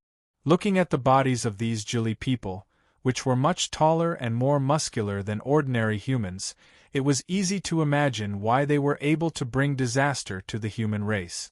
Hence, more than 10 Jili people pounced towards Chiyu at the same time. They weren't stupid. As they pounced, they sealed off all of Chiyu's escape routes. Unfortunately, they didn't understand that Chiyu wouldn't dodge because there was no need for him to do so. The moment the 9 Li clansmen pounced at him, Chiyu's mind immediately entered a clear-headed state. Under the scanning of his mental strength, he was able to completely grasp the situation on the battlefield. The movements of the 9 Li clansmen seemed to slow down countless times under the observation of his mental strength as they slowly approached Chiyu. With a cold snort, Chiyu's formless spiritual power transformed into 10 shockwaves under his special control and rushed into the brains of the Jili people. The huge bodies that were pouncing towards him instantly stopped. All the Jili people's eyes revealed an intense look of shock. However, their bodies were indeed strong enough. Even though they were shocked, they still continued to pounce towards Chiyu. Chiyu's body retreated at lightning speed. Without turning back, his body had already crashed into a Jili people's body like a cannonball. The crisp sound of bones cracking was extremely terrifying in the night. However, that huge body wasn't sent flying. Instead, it slowly fell to the ground. Chi-Yu's body became illusory. Among everyone present, only Irua could barely keep up with his movements. With a flash of light, he had already circled around all the Jilly people and returned to his original position. As his body flashed, the sound of bones cracking did not stop. When Chi-Yu returned to his original position, Tun's eyes were already wide open. His eyes were filled with disbelief as he stared at Chi-Yu. His huge body also slowly fell to the ground with a thud. When he fell, it was as if he had pushed down dominoes. The rest of the Jilly people also fell to the ground. On the surface, their bodies didn't seem to have any injuries. However, when their huge bodies fell to the ground, large amounts of blood gushed out of their 7 orifices. It was obvious that they wouldn't be able to survive under the bombardment of Chi-Yu's Kirin Thundercloud force. Although Chi-Yu had used a concealed force, how could they have withstood it? Compared to the King of Beasts that had surrounded and attacked Chi-Yu, these Jilly people were simply too weak. When the fair-skinned young lady saw this scene, she couldn't help but cover her rosy lips with both hands. Her eyes were filled with shock. Previously, she had looked at Chi-Yu as if she was looking at a pervert. She was very clear that Chi-Yu had killed over 10 Jilly people, including Tun, so easily without the help of a huge beast. How powerful must Chi-Yu have been to kill over 10 Jilly people, including Tun? Furthermore, from the looks of it, Chi-Yu didn't seem to have expended much energy. After Chi-Yu circled around the Jilly people, he didn't even look at them. Instead, he slowly walked towards his own people. He knew very well how heavy-handed he had been and didn't even need to look at them. Irua looked at Chi-Yu and smiled. "Your abilities have indeed improved. No wonder you are." She paused and didn't say the words Huang Emperor. Instead, she looked at the young lady in white. Even though the young lady in white was wooden, she could tell that Chi-Yu was here to save her. Furthermore, the people in front of her were obviously not Jilly people. She could easily tell this from their appearances. The panic in her eyes gradually disappeared. She was finally saved. As she relaxed, her body went limp and she actually fell to the ground. Irua hurriedly stretched out her hand and supported the young lady in white's delicate body. She let the young lady slowly sit on the ground and used her own body to channel a wave of energy into the young lady's body to help her calm down her boiling blood. What kind of cultivation did Irua have? With Irua's help, the young lady's breathing gradually calmed down. Her pale face also had a rosy glow. She looked at Irua and then looked at Chi-Yu, who was standing at the side. She said in a low voice, "Thank you. Are you from the Tu clan?" Her Tu clan language sounded a little awkward. It was like the Mandarin spoken by a foreigner in the modern world. It was more or less a homophone. Irua nodded and smiled. "That's right. We are from the Tu clan. If I didn't guess wrongly, you should be from the Bai clan. Only ladies from the Bai clan and the Yu clan can have skin like yours. Furthermore, this place is very far from the Yu clan's territory. However, it is a place where the Bai clan appears. Hence, I think my guess should be right." The young lady in white nodded and said, "Thank you. Thank you for saving me." As she spoke, she could not help but glance at Chi-Yu beside her. She immediately recalled the awkward scene when she had met Chi-Yu earlier, and her face flushed red as she lowered her head. However, the ladies of this era were clearly very generous. Although she had lowered her head, she still sneaked a few glances at Chi-Yu. Her eyes contained some moving flirtatiousness, and there was a certain charm to it. In terms of looks, although this young lady in white couldn't be compared to Wen Ting, she could already be compared to the Snow Girl. Furthermore, her supple and delicate body was also very attractive. Amidst her beauty there was a little bit of wildness. Irua said, "Miss, why are there Jilly people chasing after you? If I remember correctly, this place should not be far from the largest tribe of the Bai clan. I don't dare to believe that the Jilly people actually dare to roam around here. Could it be that they are here to commit suicide?" When the young lady heard Irua's words, her eyes turned red. Suddenly, she struggled out of Irua's embrace and stood up again.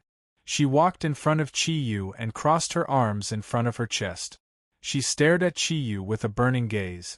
Chiyu couldn't help but feel a little scared when she looked at him like that. He thought that this young lady wanted to seek justice from him. Just as he was about to say something, he heard the young lady in white say, "Hero of the Two Clan, I beg you, please help my people. As long as you are willing to help my people get rid of their suffering, I am willing to give everything I have to you. I beg you." As she spoke, she crossed her arms in front of her chest and slowly bowed down. Chiyu was shocked. Give her body to him? Did such a thing happen during the ancient beast era? As he looked at the young lady, he didn't know what to do. Irua saw the importance of this matter and hurriedly went forward to help the young lady up. She asked anxiously, "What exactly happened? Could it be? The young lady nodded her head vigorously and said mournfully, "Yes, the Jili people suddenly launched a ferocious and frenzied attack on our tribe. Our people couldn't hold on for much longer. I ran out halfway and wanted to seek help from the other tribes. If I hadn't met you, I would have been killed by the Jili people." Irua's expression darkened and her eyes revealed a contemplative look. She muttered to herself, "That's impossible. Even if the Jili people left the savage lands to attack the other tribes, they shouldn't have chosen the largest tribe of the Bai clan.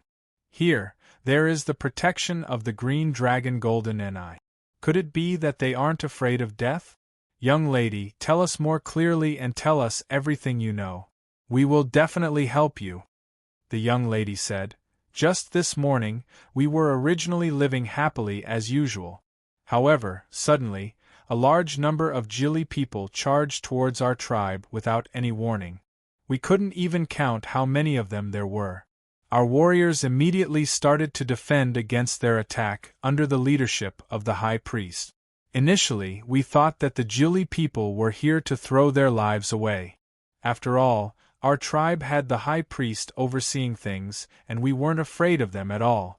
However, who knew that a few giant beasts would suddenly appear and attack the high priest? They even lured the high priest into the sky. At that moment, the high priest could no longer care about our tribesmen and was firmly entangled by those beasts. Meanwhile, the Jili people surged towards us like a tidal wave. Their numbers kept increasing and their combat power was simply too strong. Even our tribesmen who had beasts as their companions couldn't withstand their momentum. Chiyu said, "Mother, this doesn't seem right. The Jili people dared to directly attack the largest tribe of the Bai clan. Aren't they afraid that the other human races would unite to deal with them? Could it be that they have another god fiend like Chiyu? To directly attack the largest tribe of the Bai clan and a place that was guarded by Senior Jean and I, the Green Dragon, it was obvious that this was premeditated." Irua's eyes flashed as she made a prompt decision and said, "Let's not talk about this first. Let's go and save the Bai clan from this crisis first. Young lady, what's your name?" "I am the High Priest of the Earth Clan, Irua. Now, my tribesmen and I are willing to help you. Can you lead the way?" When the young lady heard that Irua was the High Priest of the Earth Clan and that Chiyu had previously displayed his valiant abilities, she was instantly elated. She hurriedly said, "My name is Bai Ning. Thank you, great High Priest of the Earth Clan. Let's go now." As she spoke, she turned around and was about to run back the way she came. She didn't seem to care about her physical exhaustion at all. Irua smiled faintly as she stretched out her hand and grabbed the air. A faint yellow radiance surrounded Bai Ning's body and pulled her back. "Silly child, how long does it take to run on foot? Let's just fly over." As she spoke, she gave Chiyu a look and flew up with Bai Ning. Chiyu hurriedly went forward and held onto Wen Ting's waist as he floated up behind Irua. Snow Girl followed behind him as the five of them flew into the dark night sky. Wen Ting forcefully pinched Chiyu's waist and said with an ugly expression, "What did you do just now?" Chiyu smiled bitterly and said, "I'm innocent. My dear wife, I didn't do anything. Can't you see that it was all a coincidence? Women in this era don't wear underwear. She wanted to throw me down, so that's why. You can't blame me. Wen-Ting said impatiently, can't blame you? You hugged onto her and didn't even let go. Furthermore, when you saw her just now, it was as if your soul was hooked away. If I don't blame you, who should I blame? Let go of me. You're not allowed to hug me. Chi-Yu looked at Wen-Ting in shock and said, if you didn't let me hug you, wouldn't you have fallen down? Wen-Ting blushed as she realized that the two of them were still in midair. She simply turned her head away and ignored Chi-Yu. Chi-Yu felt wronged in his heart. However, when he recalled the scene with Bai Ning just now, the reaction of his lower body had not calmed down yet. After all, under the grinding of Bai Ning's soft and supple body, the physiological desire that he had not vented for a long time was aroused now. Under Bai Ning's guidance, very soon, Chi-Yu and the rest saw a large area of fire not far away. Battle cries could be heard continuously from below. Many places below were already in a sea of fire. Seeing this scene, Chi-Yu couldn't help but mutter to himself, why do you have to set fire to kill? This is too immoral. Snow Girl, it's all up to you now, my dear. Snow Girl smiled and said, all right. Among the group, she was obviously the weakest. How could she let go of such a rare opportunity to perform?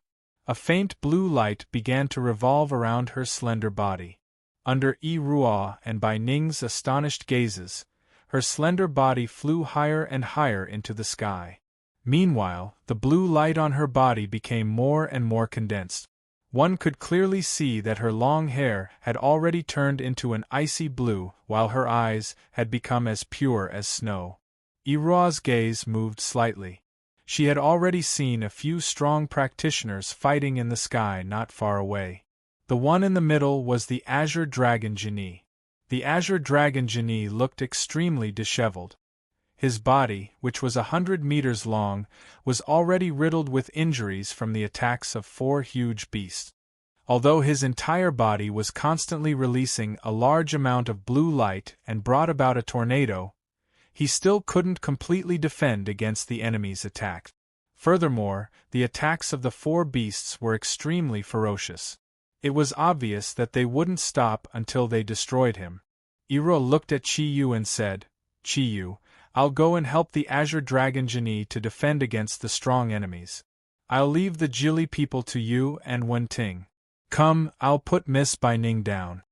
As she spoke, Yi Ruo appeared beside Chi-Yu in a flash. She had already stuffed Bai Ning into his arms. Her figure flashed, and with the surging and tyrannical aura of Kirin, she pounced towards the 4 beasts that were attacking the Azure Dragon Genie. The warm fragrance of a soft jade entered his arms again. This time, Bai Ning wasn't as fiery as before. Instead, she seemed a little frightened. She hugged onto Chi-Yu's waist tightly, as if she was afraid that he would leave her behind. That soft and supple body once again rubbed against Chi-Yu's body. This caused the desire that he had just felt to subside to rise again. There were 2 beauties beside him, but he couldn't touch them. Chi-Yu was very depressed. However, at this point in time, he couldn't care too much about his personal problems. This time, he learned his lesson and hurriedly passed Bai Ning's delicate body to Wen-Ting. Then, he descended to the ground. From the sky, it could be clearly seen that a large number of Bai tribesmen were resisting the attacks of the Jili people with all their might. However, their strength was incomparable to the strength of the Jili people. If it wasn't for the fact that a few Bai tribesmen who had huge beasts as their companions were fighting with all their might, their entire tribe would have been annihilated.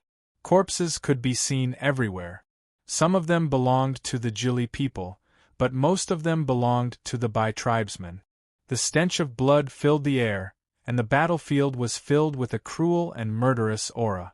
It wasn't that Chi-Yu had never killed before, but it was his first time witnessing such a large-scale massacre.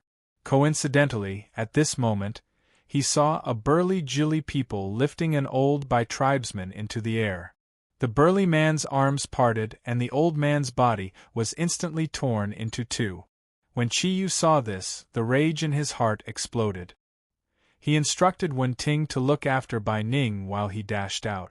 Black and white rays of light erupted from Chi Yu's body at the same time. The deep-sea nether snake and the white snake were released from his body. At the same time, he had completed the first stage of the Kirin transformation. At this moment, his body had once again dashed into the air. His eyes flashed with a cold light as he swept his gaze across the huge battlefield. Kirin 100, Thunderbolt. Without hesitation, Chi Yu used the fastest and most overbearing Kirin ability. There were no dark clouds. After reaching the level of 6 clouds, he no longer needed to summon astronomical phenomena to activate the power of thunder and lightning. His own body was the source of all thunder and lightning. The black scales on his body had completely turned purple, and even every part of his body was dyed with a domineering purple light. Countless rays of thunder and lightning dyed the dark night sky purple. Thunderbolts as thick as an arm surged down from the center of the attacks from the Bai tribesmen and the Jili people like a huge broom. At this moment, Chi Yu deeply understood Emperor Huang's feelings back then. Yes, in the face of such ferocious Jili people, they had no other choice but to kill. Amidst the violent roars of thunder and lightning, the places where the Jili people were fighting against the Bai tribesmen were immediately turned into charcoal under the bombardment of the thunder and lightning. The surging rays of thunder and lightning drifted down in rows. Floating in midair, Chi Yu was like a god of thunder as he continuously attacked with awe-inspiring might. Under the control of his enormous mental strength, each bolt of thunder and lightning accurately struck a body of a Jili people. This was a direct massacre, a counterattack against the ferocious Jili people. The speed of the thunder and lightning was extremely fast. The instant the sky lit up, a large number of the Jili people at the forefront of the battlefield had already collapsed. This sudden change caused the pressure on the Bai tribesmen to lessen. On the other hand, the ferocious Jili people were stunned by this sudden change. Although the Jili people were incomparably ferocious, they did not dare to fight against the heavens. When they saw the rows of thunder and lightning rapidly moving towards their main force, these ferocious Jili people stopped in their tracks. However, what surprised Chi Yu was that even though these Jili people had stopped in their tracks, none of them retreated. This situation caused Chi Yu to sigh inwardly. These were all men of sacrifice. Even the dark creatures of the Covenant of Darkness were not as indifferent to death as these Jili people. 7 or 8 unusually strong Jili people walked out of the path that the other Jili warriors had opened up. Their bodies were even more majestic than Tun that Chi Yu had seen. On their right shoulders there was a small portion of scales that were golden in color. Under the illumination of the thunder and lightning that Chi Yu was emitting, these scales appeared exceptionally obvious. Behind these 7 or 8 strong Jili people were ferocious beasts of all shapes and sizes. Some of them were huge, while others were filled with a ferocious aura.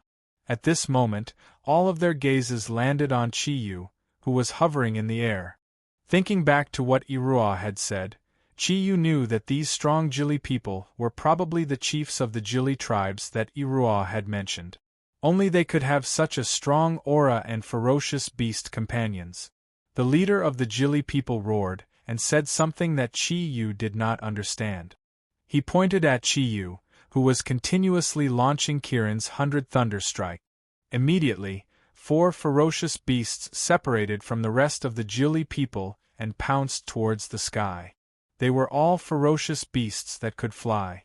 The 7 or 8 Jili people did not have any intention of retreating.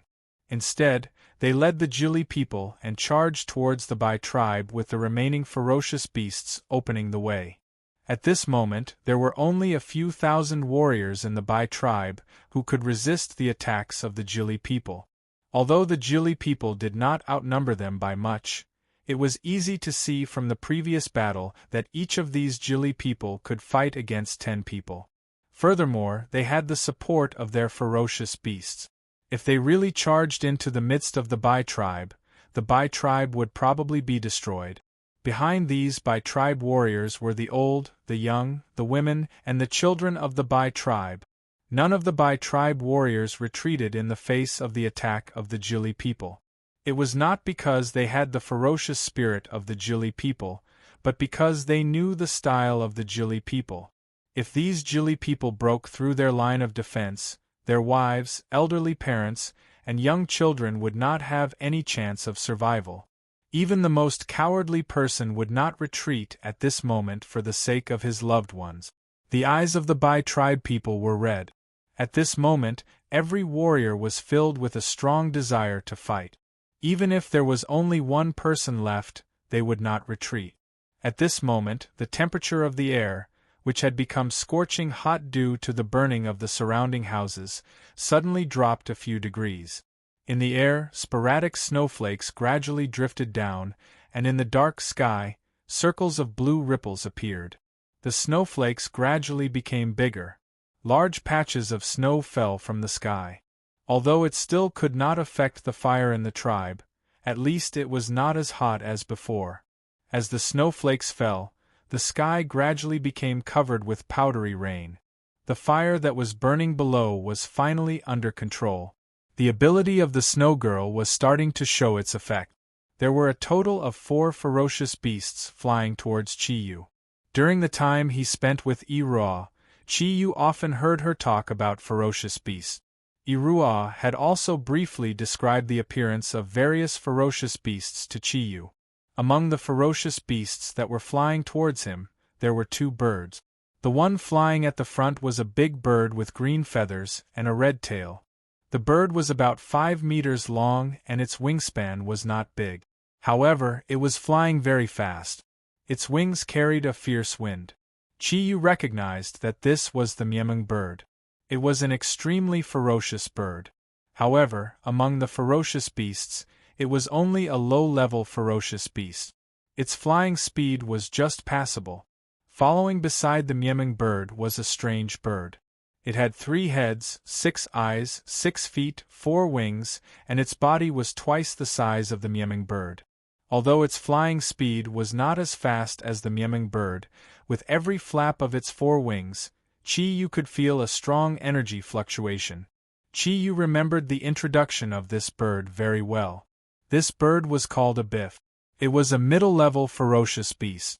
Although it was not very strong, it had a very annoying ability, which was to make its opponents fall asleep.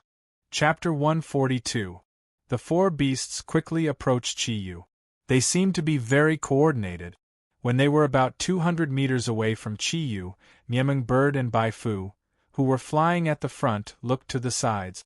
Wenlin, who was at the back, suddenly summoned a gust of wind and pushed Chi's huge body towards Chiyu.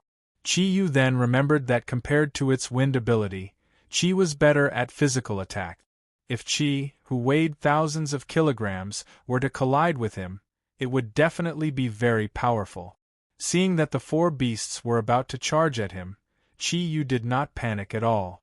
At the same time, he did not let his guard down. He knew very well what he wanted to do. These 4 beasts were not his real targets, because they could not pose a real threat to him. His goal this time was to save the people of the White Tribe. Therefore, even though Myemung bird and Wenlin both unleashed a large number of wind blades to restrict his movement space, Biff emitted a pale red halo to envelop him. Under the attack of the 4 beasts, Chiyu did not have any intention of dodging. His originally purple body instantly became crystal red. His eyes flashed and he shouted, "Fiery hell!" A red light fell down like a ribbon. The place where it landed was right in front of the Jili people's charge. The savage Jili people were about to reach the White Tribe's camp. Suddenly, a wall of fire more than 10 meters tall appeared in front of them. The Jili people's charge was very fierce. At this moment, they did not even have time to restrain their charge. The few beasts at the front and a large number of Jili people directly rushed into the wall of fire. If it was just ordinary fire, the Jili people would not care at all. They were very resistant to fire. Unfortunately, what appeared in front of them was not ordinary fire. It was Kiran's true fire that even water could not extinguish. It was extremely hot. The fiery hell formed by Kiran's true fire could not compare to 100 lightning strikes in terms of attack speed, but in terms of attack power, it was superior. The appearance of the wall of fire immediately caused a large number of screams. However, the wall of fire did not show any signs of weakening. Instead, it spread rapidly towards the Jili camp like a raging inferno. While Chiyu was activating flaming hell, the 4 beasts were already in front of him. In the face of their attacks, Chiyu already had his own plans. Fierce beasts of this level were not worthy of his attention. Just as he was about to use the Jade Pearl Domain technique to instantly change the direction of their attacks and then destroy them in his own domain, something strange suddenly happened. Chiyu felt a sharp energy vibrate in his mind. Immediately after, a golden light shot out from between his eyebrows. The golden light flashed and instantly expanded into a flat surface, just in time to face the attacks of the 4 beasts. Let alone the 4 beasts, even Chiyu did not have time to react. A strong rebounding force had already swept the 4 beasts away. The golden light shone like the sun in the sky. The 2-meter-long giant sword hung in front of Chiyu out of thin air. The domineering aura of a king instantly shocked everyone. The voice of Xuanyuan's soul rang in Chiyu's mind. I haven't exercised in a long time. Coincidentally, I met the Jili people and these little beasts. Let me have a taste of the blood of these stubborn beasts. Although his voice was still clear, there was a hint of excitement in it this time. The Xuanyuan's sword wanted to show its might. Naturally, Chiyu would not stop it. Just when he thought that the Xuanyuan's sword had truly acknowledged him and could be controlled by him, the 2-meter-long golden sword in front of him moved on its own. Amidst the loud buzzing sound, the sound waves dispersed into the surroundings. The golden radiance dimmed for a moment before the 2-meter-long sword emerged from its shell. In that instant, the world changed color and the bright moon and stars in the sky dimmed. Chiyu could clearly feel the mountains, rivers, stars, sun, and moon engraved on the body of the sword. In the next moment, the Xuanyuan's sword moved on its own. With a tail of flame that was more than 30 meters long, the giant sword had already swept out. At this moment, the 4 beasts that had attacked Chiyu were completely stunned by the scene in front of them. Low-level beasts like them naturally could not recognize the Xuanyuan's sword. However, the Xuanyuan's sword had left a deep impression in the hearts of the Jili people. When the Xuanyuan's sword appeared, it immediately shocked everyone. Even the Jili people who were struggling in the fiery hell quietened down. Their ferocious faces were now filled with twisted fear. So many years had passed. Just when they thought that the Jili people would be able to reinvigorate themselves, the terrifying Xuanyuan's divine sword appeared again. The giant sword moved slightly. It brushed past the 4 beasts and headed towards the Jili people below. Chiyu had just come to his senses. He saw that the sky was raining down. The 4 beasts that had attacked him earlier had actually turned into a rain of blood after the Xuanyuan's sword charged and turned. Not much was left of them.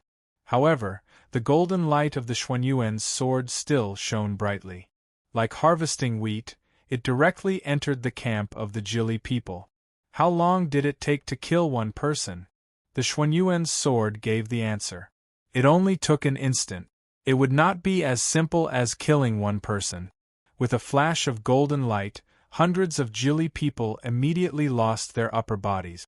The golden light flashed again.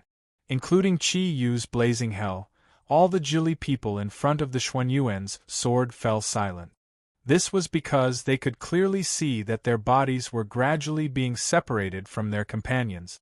It was the separation of the upper body from the lower body. There was no sound at all. The golden light had already turned into a shocking rainbow. Countless sword chi shot into the sky. The Xuanyuan's divine sword exploded with thousands of golden lights. As the light exploded, it was like a great purge. It sucked in the bodies that had been torn in half. Chiyu finally understood what a meat grinder was. The brilliant golden light below turned into a golden red light in an instant. Not even a broken limb was left, let alone a corpse. Wherever the golden sword light went, the people of the Jili tribe completely disappeared from the world. Silence. Absolute silence. Amidst the silence, the first to react were the few ferocious beasts that could not withstand the combined attacks of the Azure Dragon, Jin Ni and Nua. They did not even have the time to think for a second. They immediately fled at the fastest speed they had ever had in their lives. At this moment, Nua and Jin Ni were completely stunned. They had even given up such a good opportunity to chase after them so easily. The golden light faded and the Xuanyuan's sword shot up into the sky.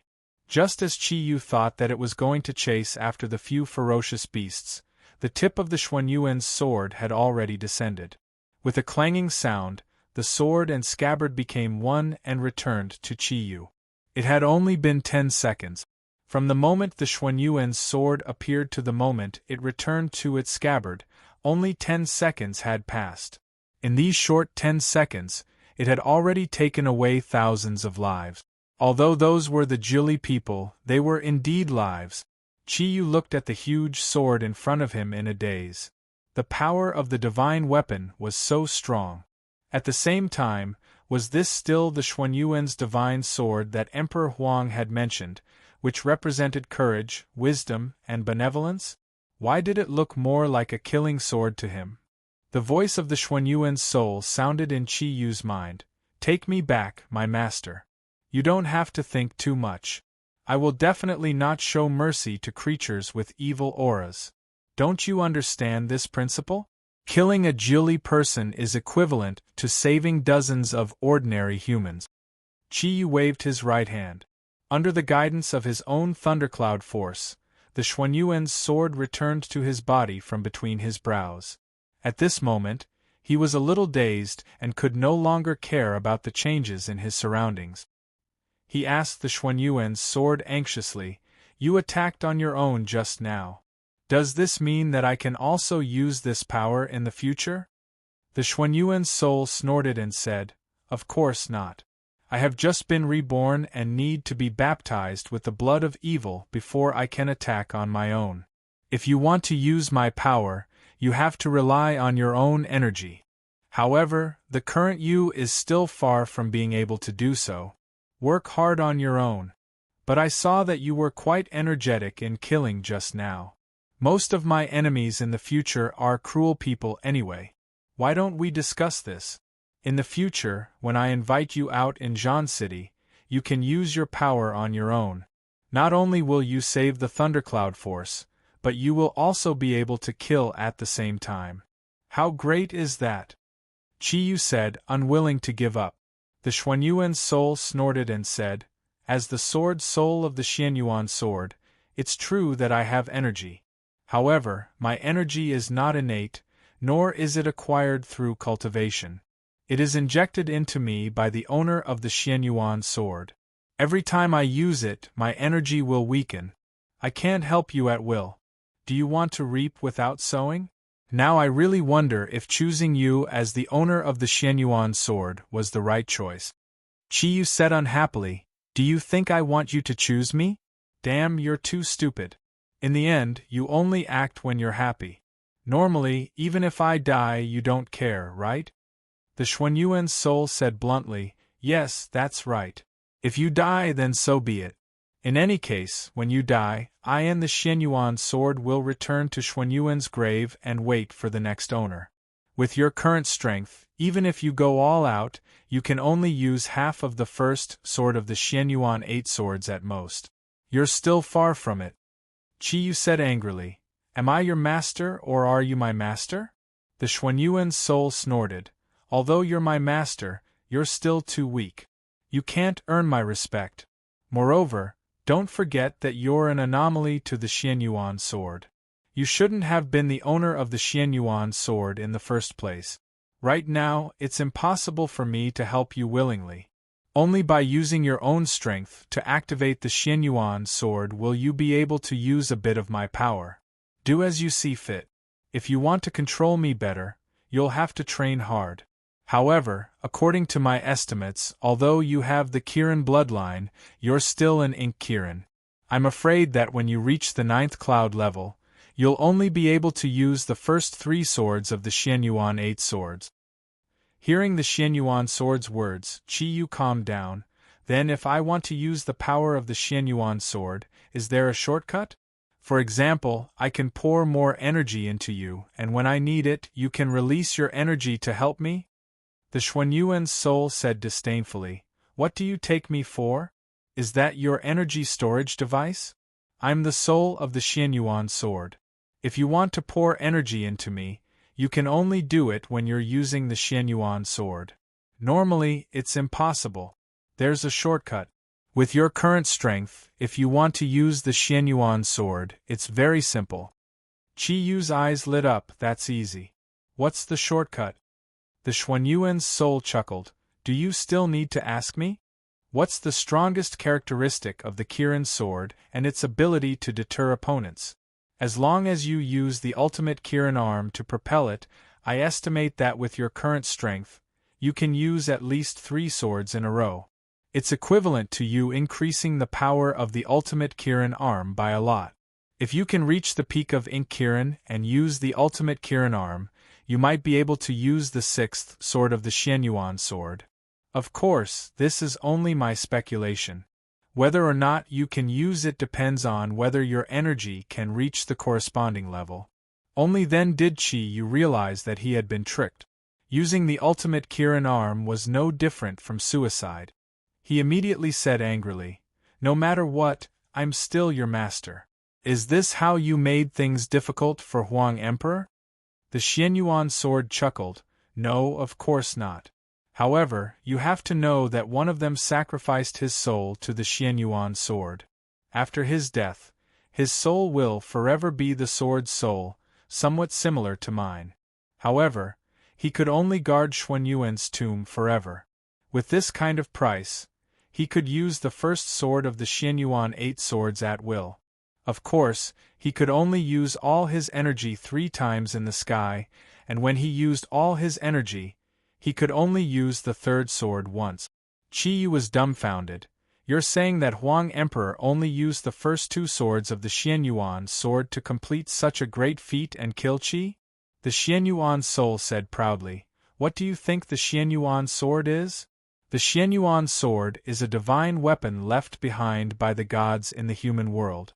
Not to mention this world, even in front of the gods, the Xianyuan sword is one of the most powerful divine weapons.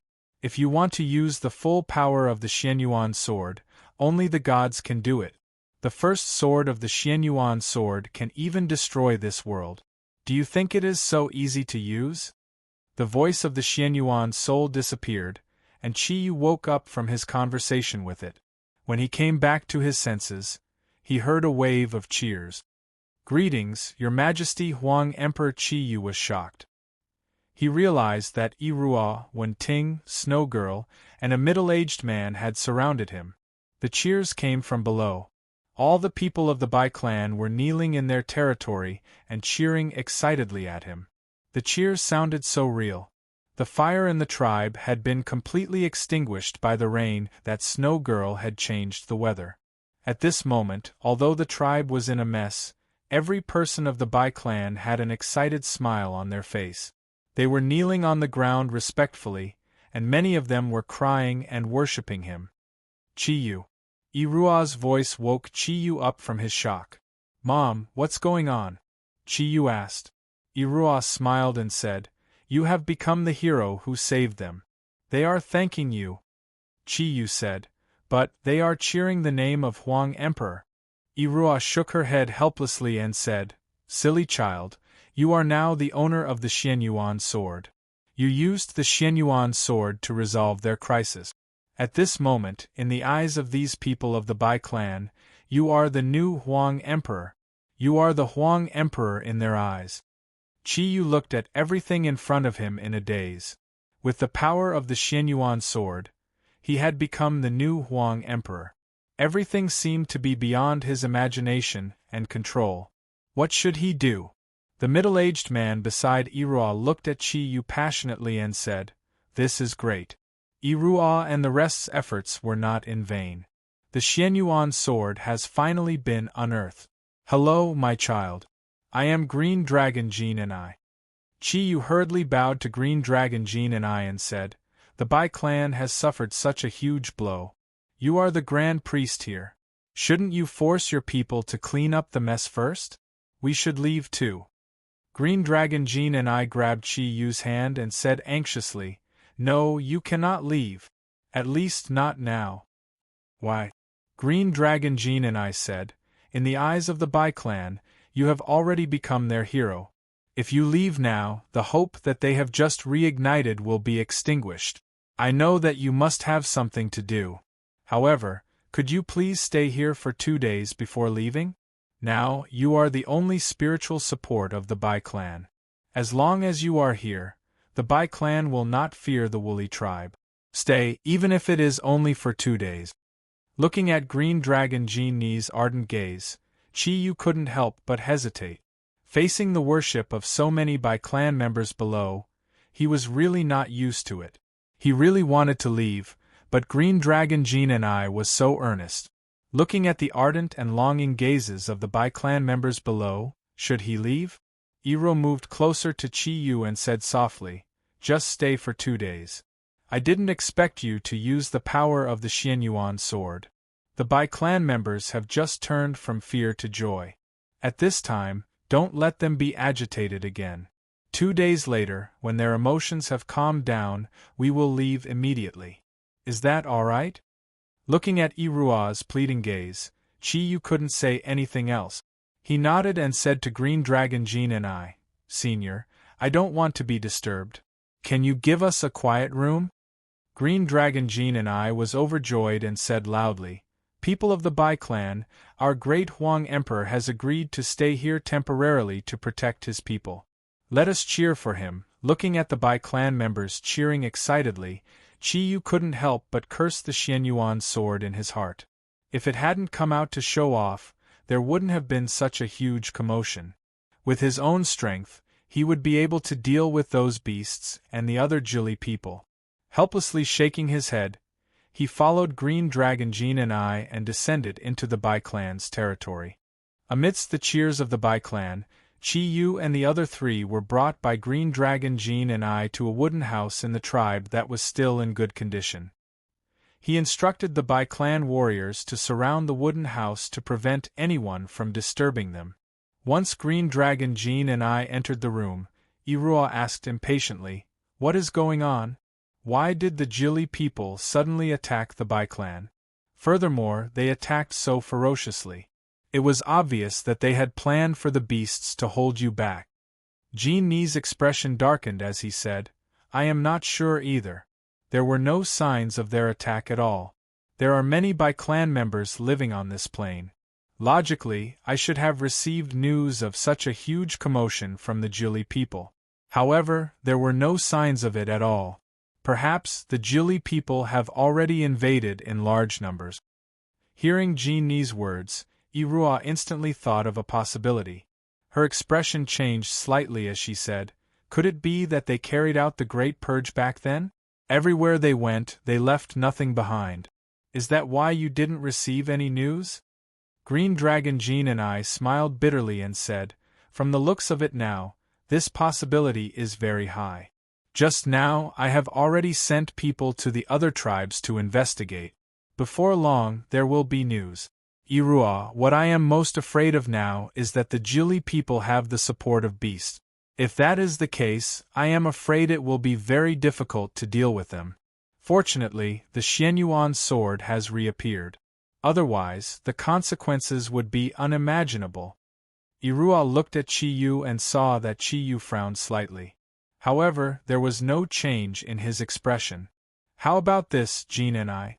Now that such a situation has occurred, it will be a huge threat to the human race.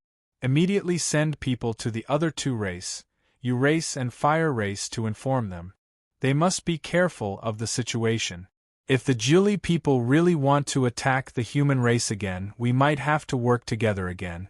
This time, we will go to the mythological beast king and inform him of the situation." Green Dragon Jean and I nodded his head and looked at Chiyu. He said, Irua, when did the Kirin race produce such a young hero? Aren't you going to introduce him to me? Irua looked at Green Dragon Jean and I and then looked at Chiyu. She couldn't help but hesitate. Without Chiyu's permission, she didn't know if she should tell him the truth.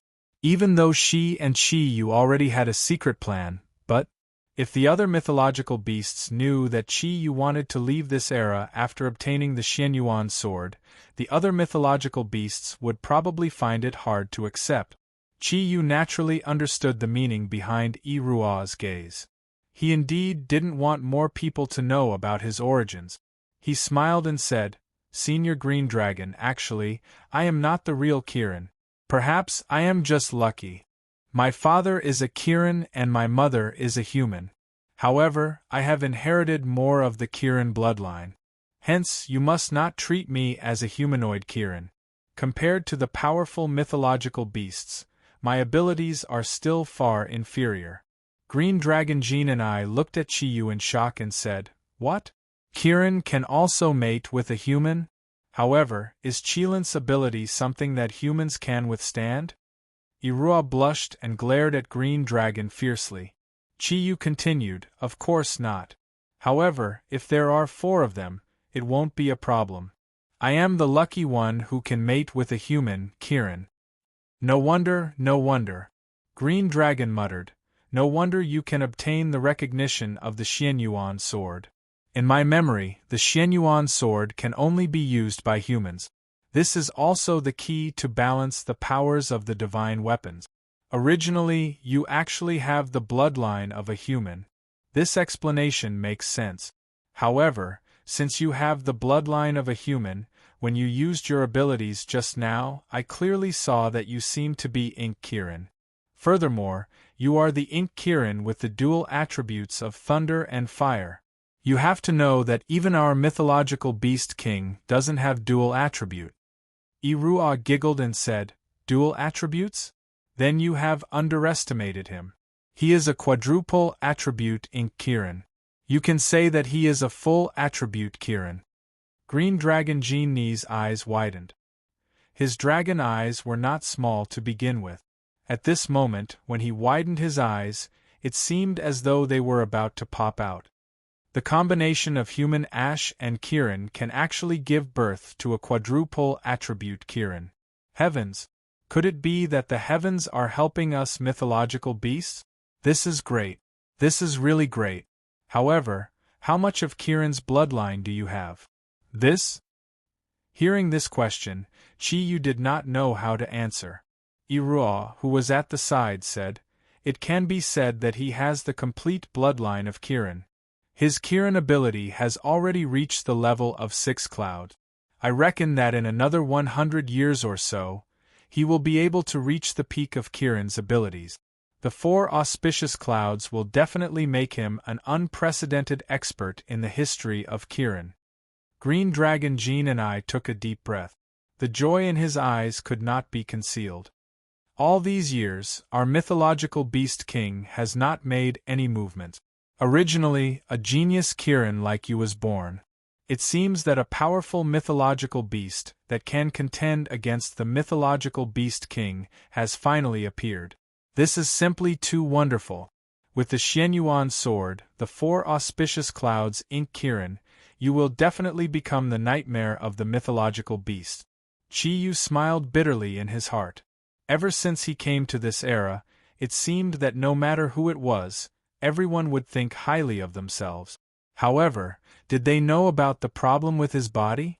If it was possible, he would not even want to stay in this era for 100 minutes, let alone 100 years. However, seeing Green Dragon Genie's hopeful eyes, he could not say anything more. He only said calmly, You have overestimated me. Actually, I am still unable to control the Xianyuan sword. Previously, its sword soul detected the aura of the Li tribe and launched an attack on its own. Green Dragon Jean and I did not seem to hear Chiyu's words. He flew to the side and said to Irua, Are you only going to stay here for 2 days? Irua, you should know that if the owner of the Xianyuan sword is allowed to make a rallying cry, it must be able to unite the various races and greatly increase their battle power. The bet of the Xianyuan sword is a belief that we will definitely win. Without waiting for Irua to reply, Chiyu interrupted and said, I'm sorry, Senior Green Dragon. We still have something important to do. Staying here for 2 days is already the limit. I'm really sorry. At this moment there was a knock on the door. Jean and I swallowed the words that were at the tip of his tongue and said, Come in. The door opened, and a young lady in white walked in with a tray. The tray was filled with all kinds of fruits. Just looking at them made one salivate. There were even some dewdrops on them. It was obvious that they had been plucked not long ago. The young lady who brought the fruits in was none other than Bai Ning, whom Chiyu and the rest had saved. Bai Ning placed the fruits on the simple and crude table. From the moment she entered, her big eyes had not left Chiyu's body. Her eyes were blurry and filled with many complicated emotions. It was as if she wanted to eat Chiyu up. Even Chiyu, who had always liked beautiful women, could not help but feel a little uneasy. He definitely liked beautiful women, but when Ting was by his side now, he did not want to hear the roar of a lion. Green Dragon smiled slightly and said, Bai Ning, why did you bring the fruits here personally? Come, let me introduce you. This is Lady Bai Ning, the daughter of the White Clan leader. She is also the most beautiful woman in the White Clan. As he spoke, he glanced at Chiyu intentionally and revealed a faint smile at the corner of his mouth. Chiyu said subconsciously, Lady Bai is indeed the most beautiful woman in the White Clan. Your skin is really good. I think you should be called Fair and Tender Ning. Bai Ning was stunned for a moment. She looked at Chiyu with a gaze that was originally filled with curiosity, but it turned into a faint shyness. Thank you, Emperor Huang, for giving me this name. In that case, I shall be called Fair and Tender Ning from now on.